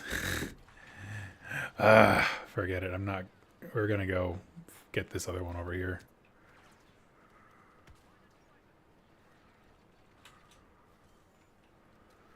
Let's do it, boss.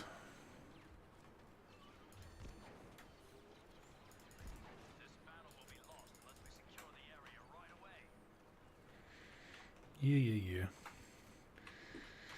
So yeah, I mean, it's also because I'm specifically trying to go for a feel, you know, like with my lore videos of like I want to have.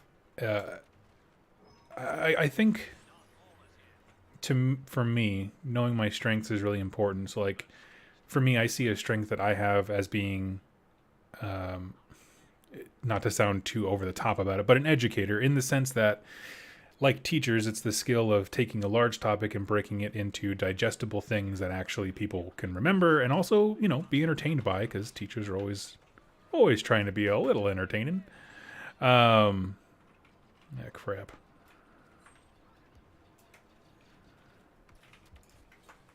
Come here, Molly. Oh. Yeah, he threw me to the other side of the universe. Let's go to the other objective.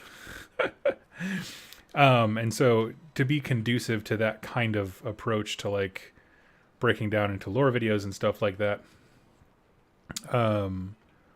it is very helpful to do pre-recorded stuff. I actually have a script outline that just kind of guides me like, okay, if I woke up today and I wanted to talk about, I don't know, Ossiarch Bone Reapers. What's my main topic? Because you got to stay laser light focused. And 3 implications of that. And that's pretty much what my videos all are. They all follow that same basic format. Oh, wait. Okay, so you guys are going to watch me fail real hard. I'm trying to learn how to use lightsaber wielders.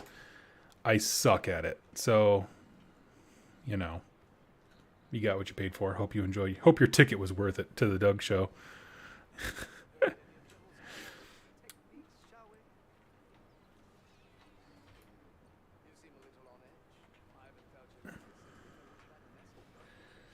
Hey Doug, will we get a video on the elephant folks from your game soon? Yes.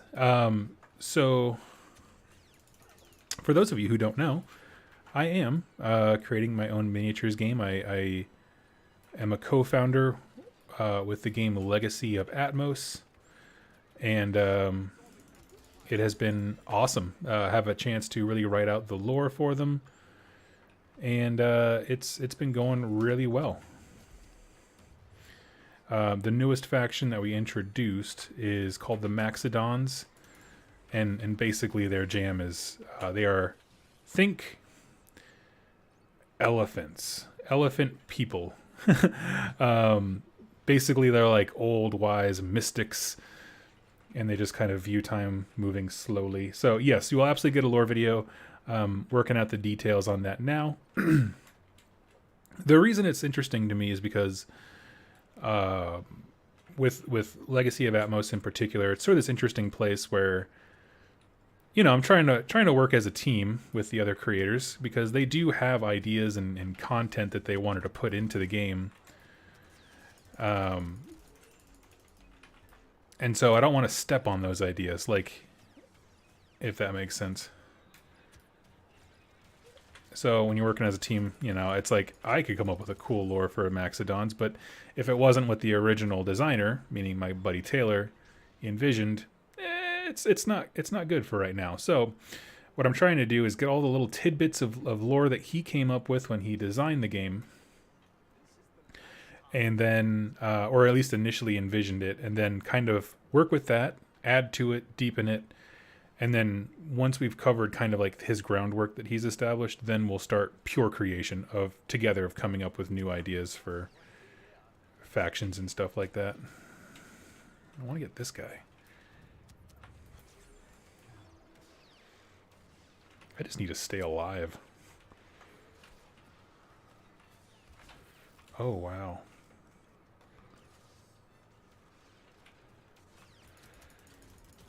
I believe this is called Super Screwed.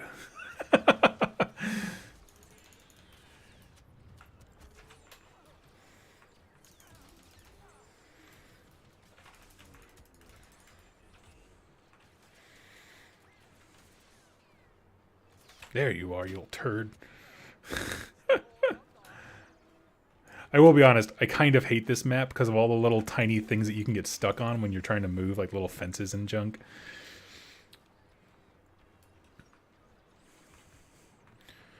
So yeah. I mean, does anybody have any questions? Like I can talk about Atmos stuff all day. I'm excited. Really am excited about it. Wait till my guy heals back up. I feel like I did better that time with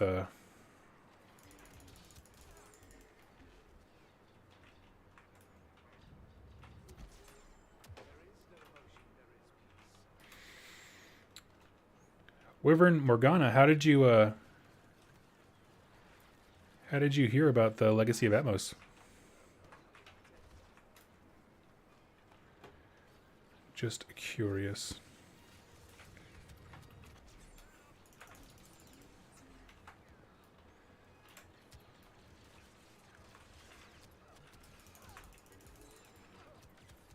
Oh, I got a milestone.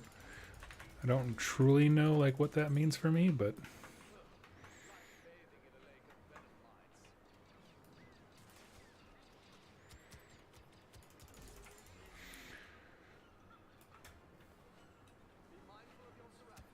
where is he at?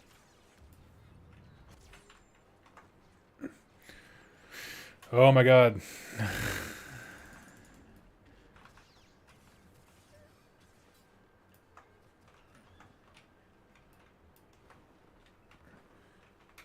Can we get a hint on the fourth faction? Okay. Hint on the fourth faction. What can I talk about? I believe the name has already been revealed. So they're called the Void Apothecs. Think I guess it's our take on chaos, although that word is very loaded in Warhammer, but it's not so much for us. But it's not chaos in the sense of like, oh, that's right, they're glitched because they.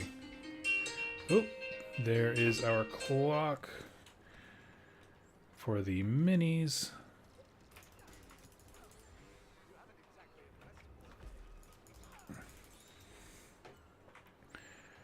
Wow, I'm gonna need a back brace from carrying my whole team.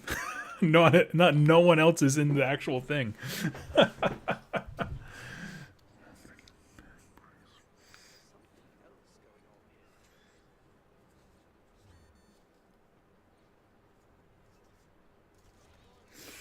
Ah, sorry. Ah.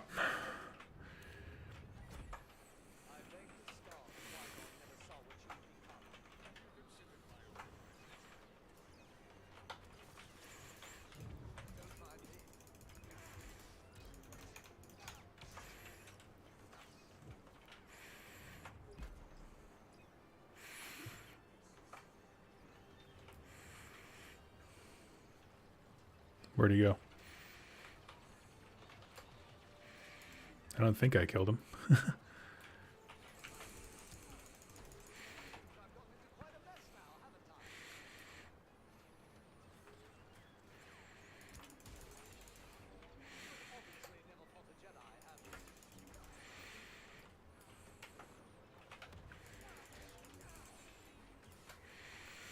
This is fine for me. I got plenty of experience I'm gaining.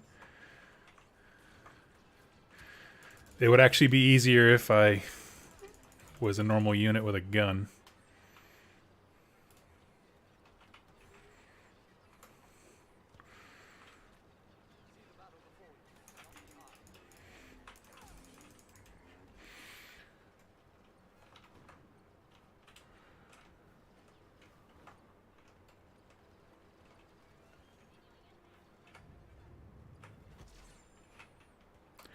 But yeah, okay, sorry. I got distracted by almost losing like 1,000 times. As far as... Oh my gosh, you're kidding me. It was right there.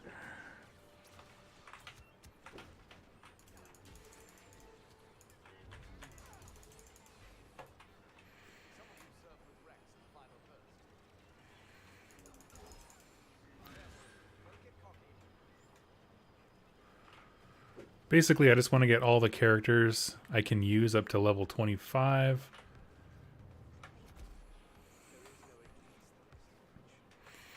Oh, that's... Never mind, we'll come back around for him.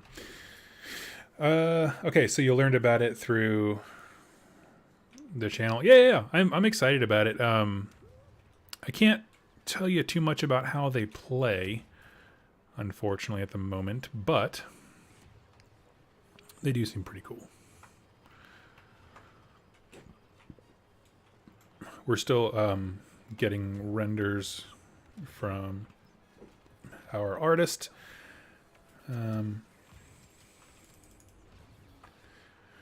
Wow, I just walked through a killing field and somehow survived. I'll take it.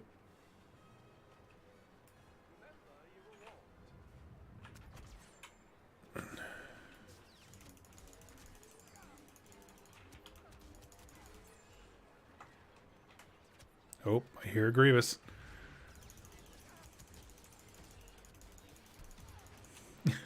I'm okay with this. I want to do something besides the Jedi. Give me a tank. And I promise we'll get back to... This game is just taking way too long. My teammates were not helping me capture objectives, so it's just like... Cool.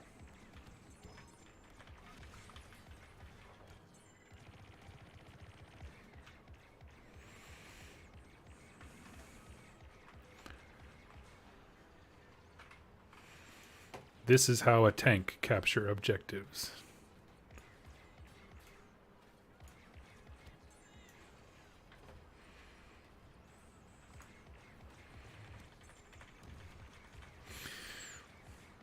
Gotta say hello there. Exactly.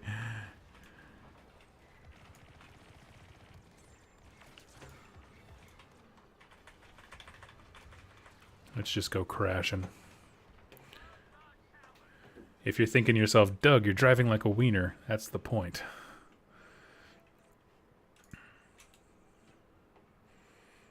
Oh, wow, we're all heavies? Yes.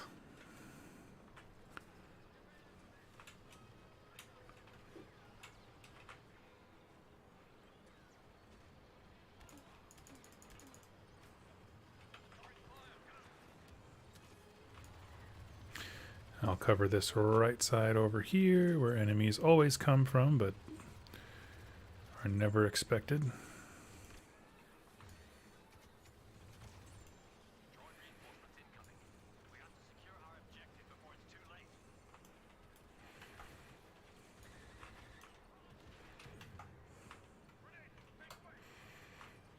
Oh, yeah. Apparently we're a second half team. We got this.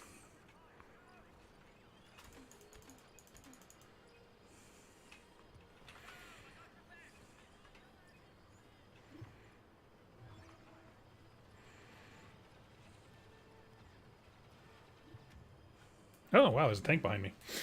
Okay. now we're going back to the downward cam. We'll just let that game run in the background. That's totally fine. Let me grab my mini brushes. I kind of started to wipe some of the stuff off this guy, but had to stop.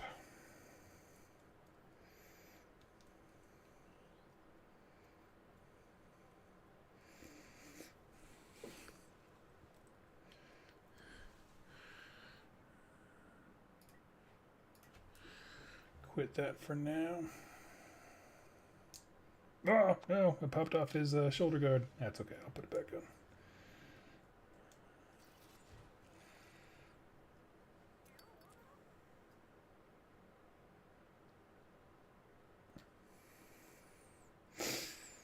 And whatcha, basically done. I mean, when I say I wanted it to be simple, I want them to be simple.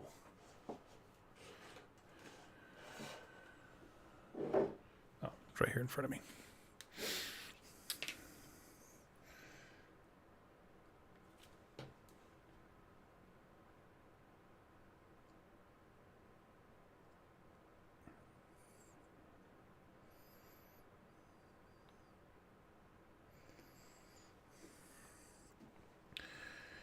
And what I'm going to do, because I'm not quite done with them, so they're all going to get that wash, so they all look kind of grimy and dark metal.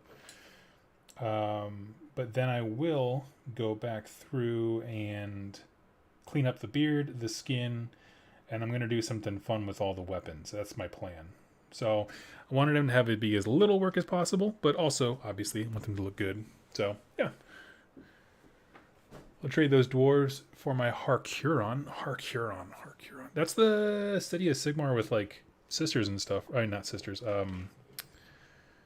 Daughters of Cain, right? Is that right? I can't keep track of all the names. Cool. So we'll just go ahead and do that for a few of these guys.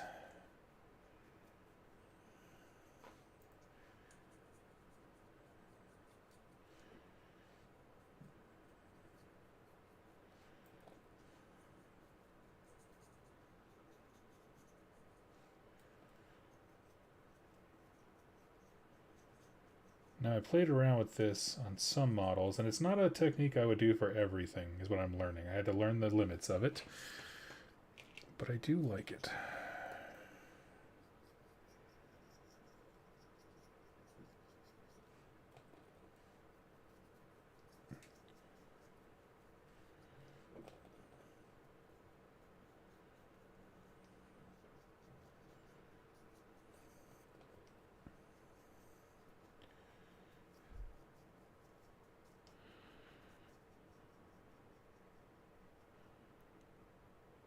I lied. I die before offloading my...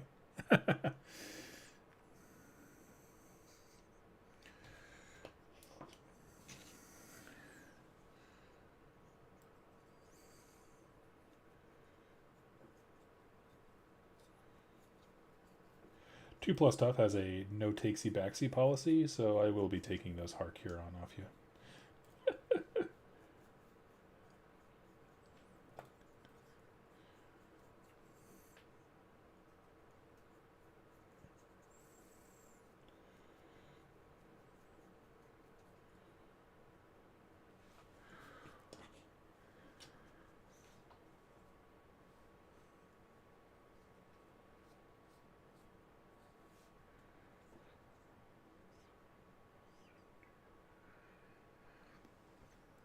Oh, and I will go back and clean up, edge highlight some of the silver to make it pop a little bit more. Basically just dry brush with, rune fanning, I think. Let's go ahead and get 4 more cooking here.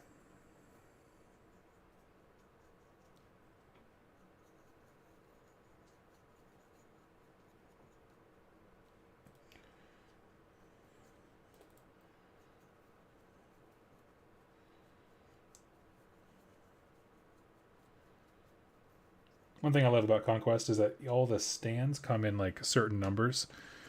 So it's like a stand of 4 models, stand of 2 models, whatever. And so it makes it really nice to paint because you can just kind of break units up into stands rather than having to do like a full 10 man dudes of this, you can, I'll do 4 here and 4 there, and you kind of break it up a little bit. It's good. Gives the brain a break.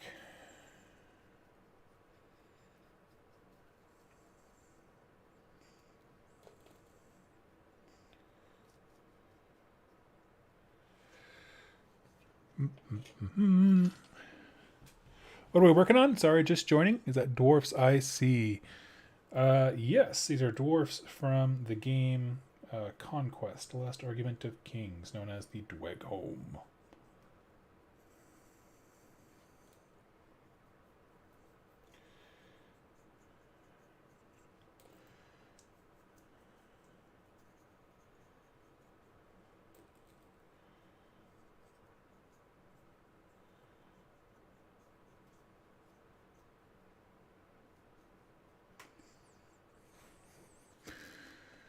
And one more.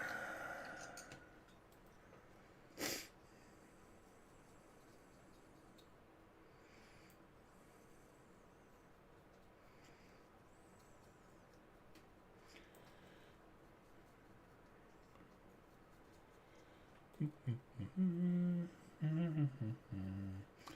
then we're going to reset our alarm, and I'll do one more, hopefully more impressive round of Star Wars if anyone's on board.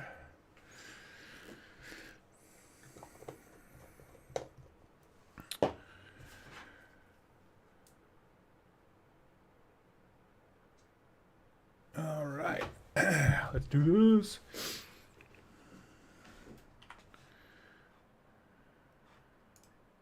Let's see.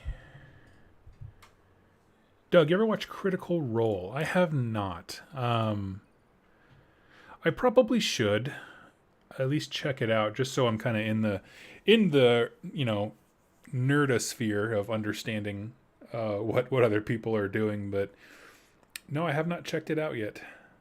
Is it entertaining? Like, actually, let me ask a few questions. How long is a standard quote unquote episode? Because I know it's like, they go on adventures and that kind of stuff and are using the same characters and all that kind of stuff like that. It's D&D. But I'm curious, how long is each episode? And then, like, is every one of them quality? When I say quality, I mean, like, am I going to tune out for most of it? Because if I'm going to just tune out, I can tune out to other things. I've already got a whole bunch of murder mystery things that I'm listening to and audiobooks. 3-ish hours. Okay.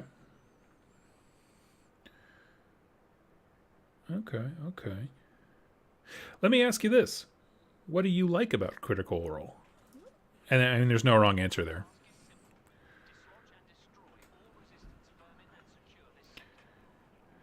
Very much a you do you type thing. But it's interesting. The more I have done YouTube stuff, the more I've learned that just everybody has something that just resonates with them. And it can be as obscure or niche as the universe will allow. But, everybody's got their thing that they just love. And kinds of content or content creators, actors. I know that they're all like professional voice actors and or semi-professional.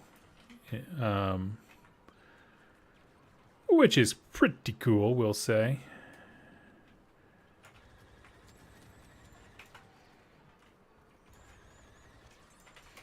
Ooh.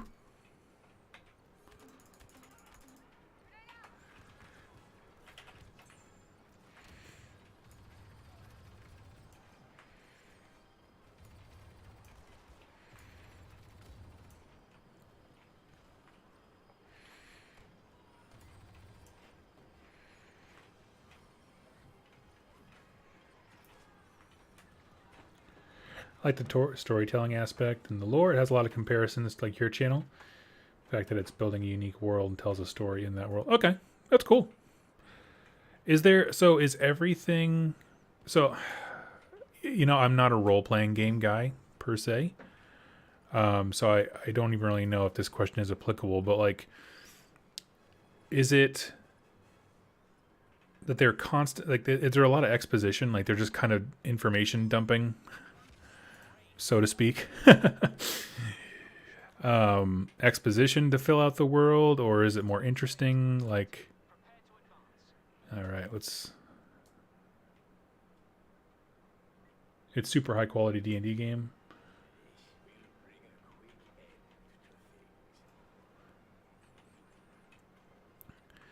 Interesting take, T Bishop. Yeah. No offense. Everyone's allowed to like what they like. My the more time I have spent on the internet, the more degraded my brain has become, and I have just learned to pretty much, my opinion is everything consensual? Okay. Is it hurting anybody? No. Okay, cool. It's fine. Go ahead, just do whatever you want. That's pretty much been my entire mentality online.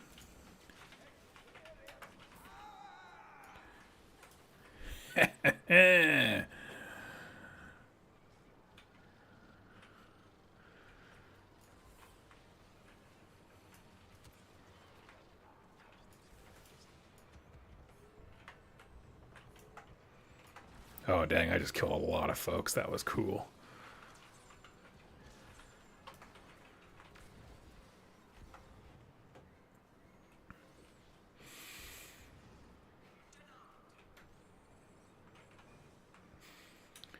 It plays out like a play. Lots of conversations to further the story. Okay, cool. I mean, that's right. I'll check it out. You know, it's kind of like I kind of I tend to fade away in terms of interest about at that hour and a half to 2 hour mark. You know, where it's like my buddy Jack from Rerolling Ones really likes to listen to Joe Rogan, and I'm sure he has great things to say and cool guests that he interviews, but it's like, man, when a show is 3 hours, like, I ain't looking for a thesis. I just want to, like, listen to something, I don't know, enjoyable. Like, I don't know, it all gets very serious.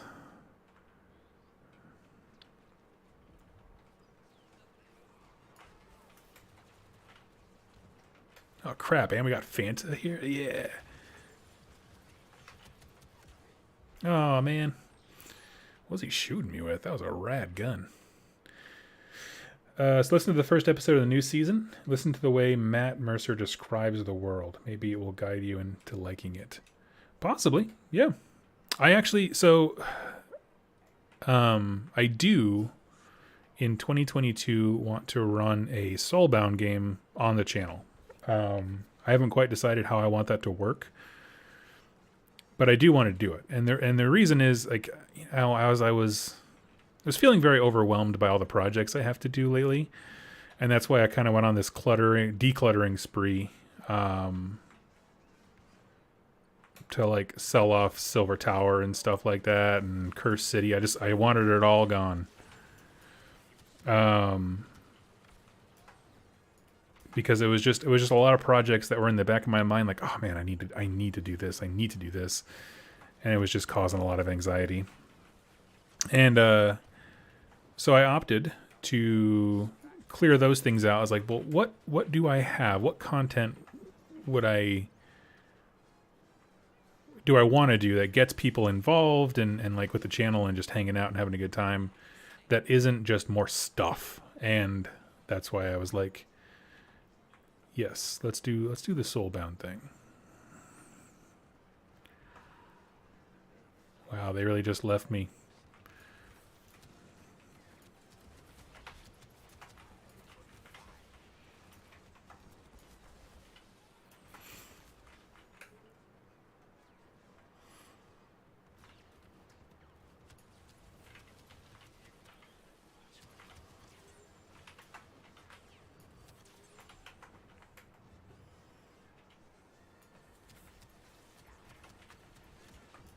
Yeah, well.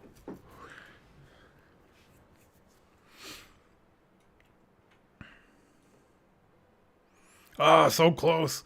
I need I'm trying to get all the characters to reach level 25 so I can max out like all their upgrade cards. You have to be level 25 to get the highest rank of any of them. And So close.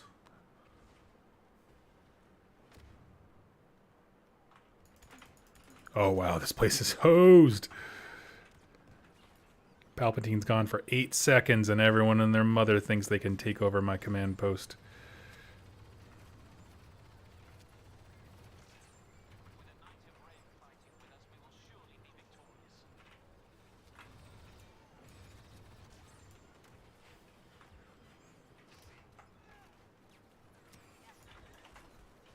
Who shot me?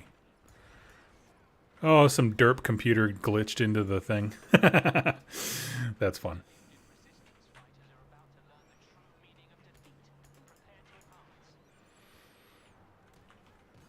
I compare it to like old anime. You want to start real slow and interest parts. Yeah, yeah. I can see that.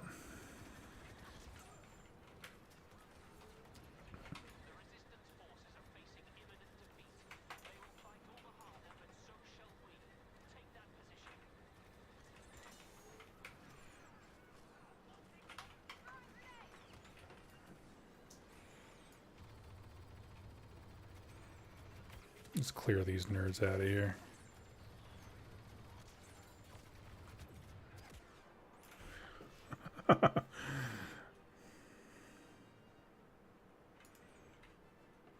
I just want to use him to get that last level. I'm actually pretty good at my favorite character to use in this game so far has been Lando Calrissian. Between witty dialogue, cool tricks, and a sweet blaster.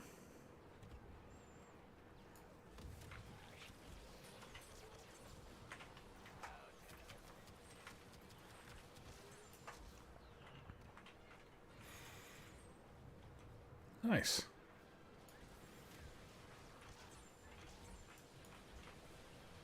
Kill BB-8. Strike down the crappy R2-D2 clone.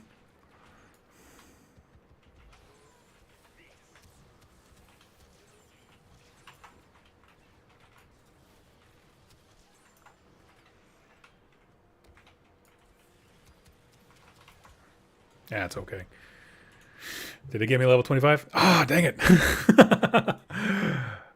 Clones were real good. Were the real guys in Star Wars? I have no problem with that.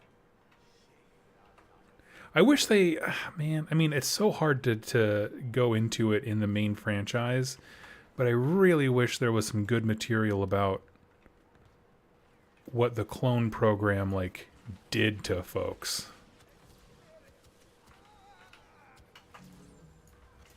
Ah, crap.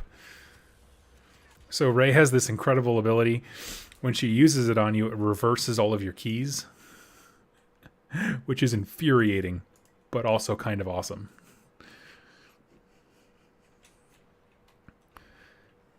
I was like, oh man, what a great way to do... do the Beastmen have a beast man? A Beastman god, per se? Nope. They worship unbridled chaos. The de-evolution of all things. And whatever other metal ideas that the writer cooked up while on cocaine that day.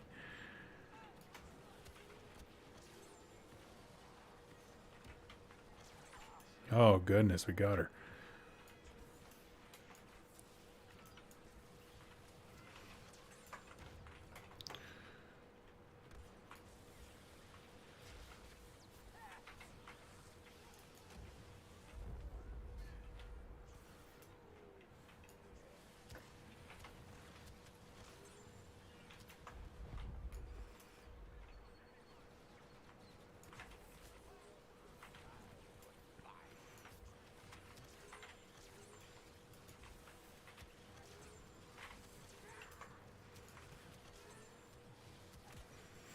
Oh, man. That's all right. I made it to 25. That's all I needed to do. Now I can go be good at the game, which is exactly how I feel. But no, the Beastmen do not, unfortunately, have a particular deity that they worship. I mean, you know, but there's also the Battle Tome, I think, does a great job of leaving lots of room for what could be a deity. So, for example, they would call it the primogenitor, you know, or the Great Alpha, or some other cool badass name like that. There we go. Boom. Hey, in perfect time, because in a minute and 20, we're going to take the grime off of our Dweghom.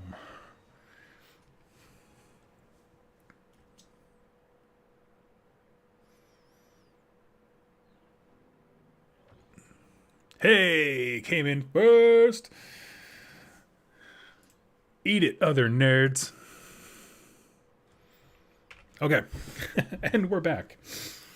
I'll go ahead and shut off my timer so I don't scare myself into crap in my pants. All right.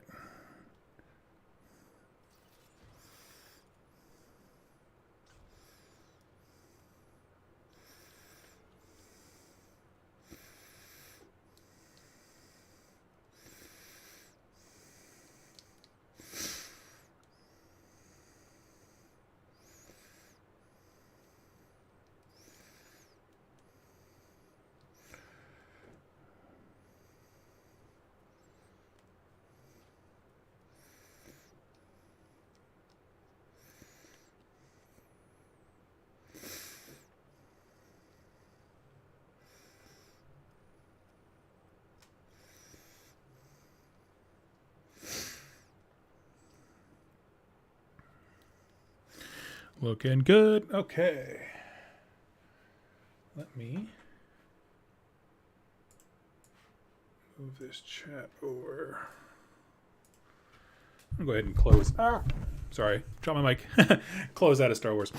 So now that I have my full attention back here, I am interested in checking out Critical Role. You know, it's I don't know. D&D, you know, family was never opposed to it, but you know, games were never really a part of my life growing up.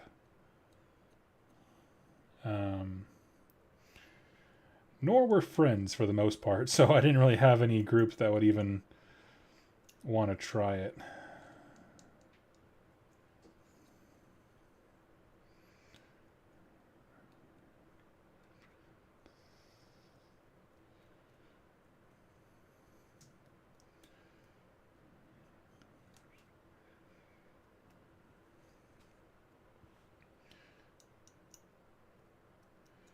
There we go. We'll pick out his face real good. Cool.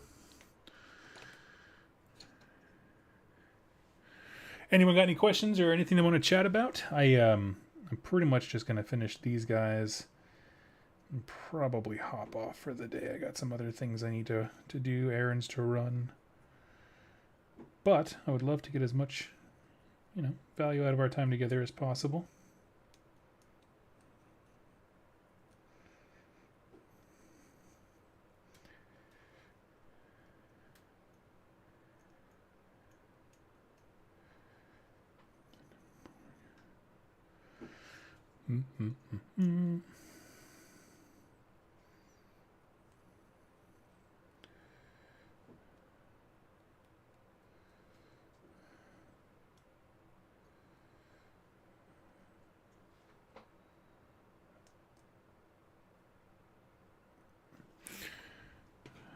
And we got 4 more. Okay, we can do this.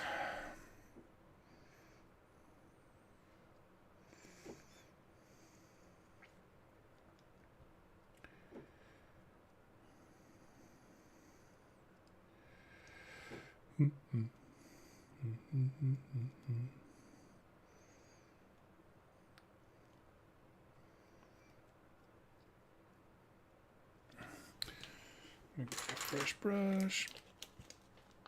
I have another YouTube related question if you're open. Fire when ready. I think we agreed on comrade as the term last time.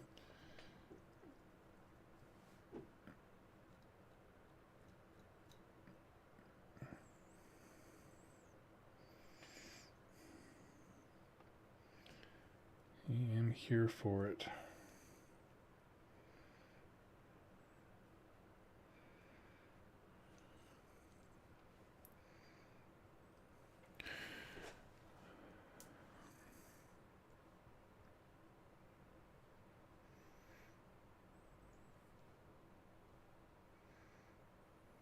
This one, I think, requires a wee bit of the mineral spirits. God, it's getting a little dry.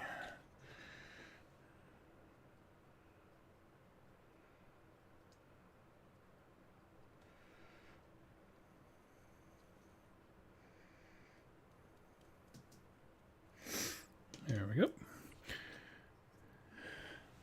What software do I use for editing? I use... Sorry. So for recording voice audio, I use a program called Audacity, which is a free audio recording software.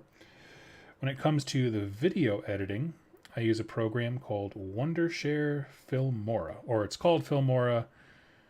The company who makes it is Wondershare, and oftentimes the names kind of bleed together. And it is a really cool team.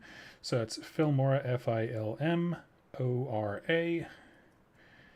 And they're great because it's all drag and drop. They have a whole series of cool tutorials on YouTube to get started. And I think it costs like $60 or something. Like, it's compared to, certainly anything that has the word Adobe on it. It's cheap as all get out, but...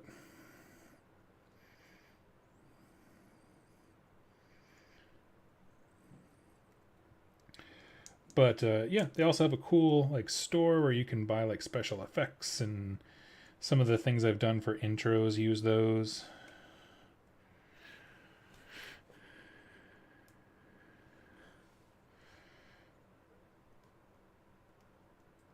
And I do recommend them.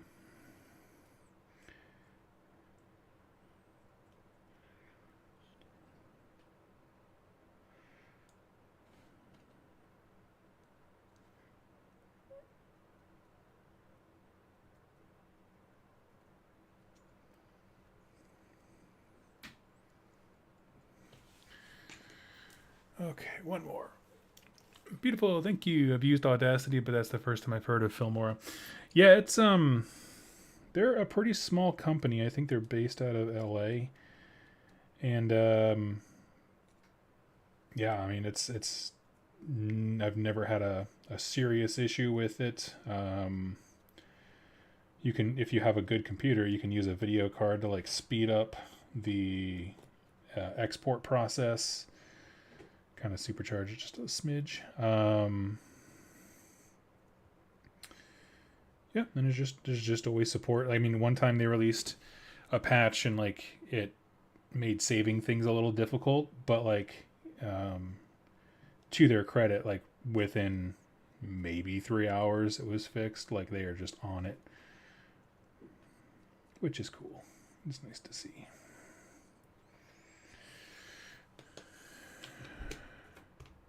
All right, friends.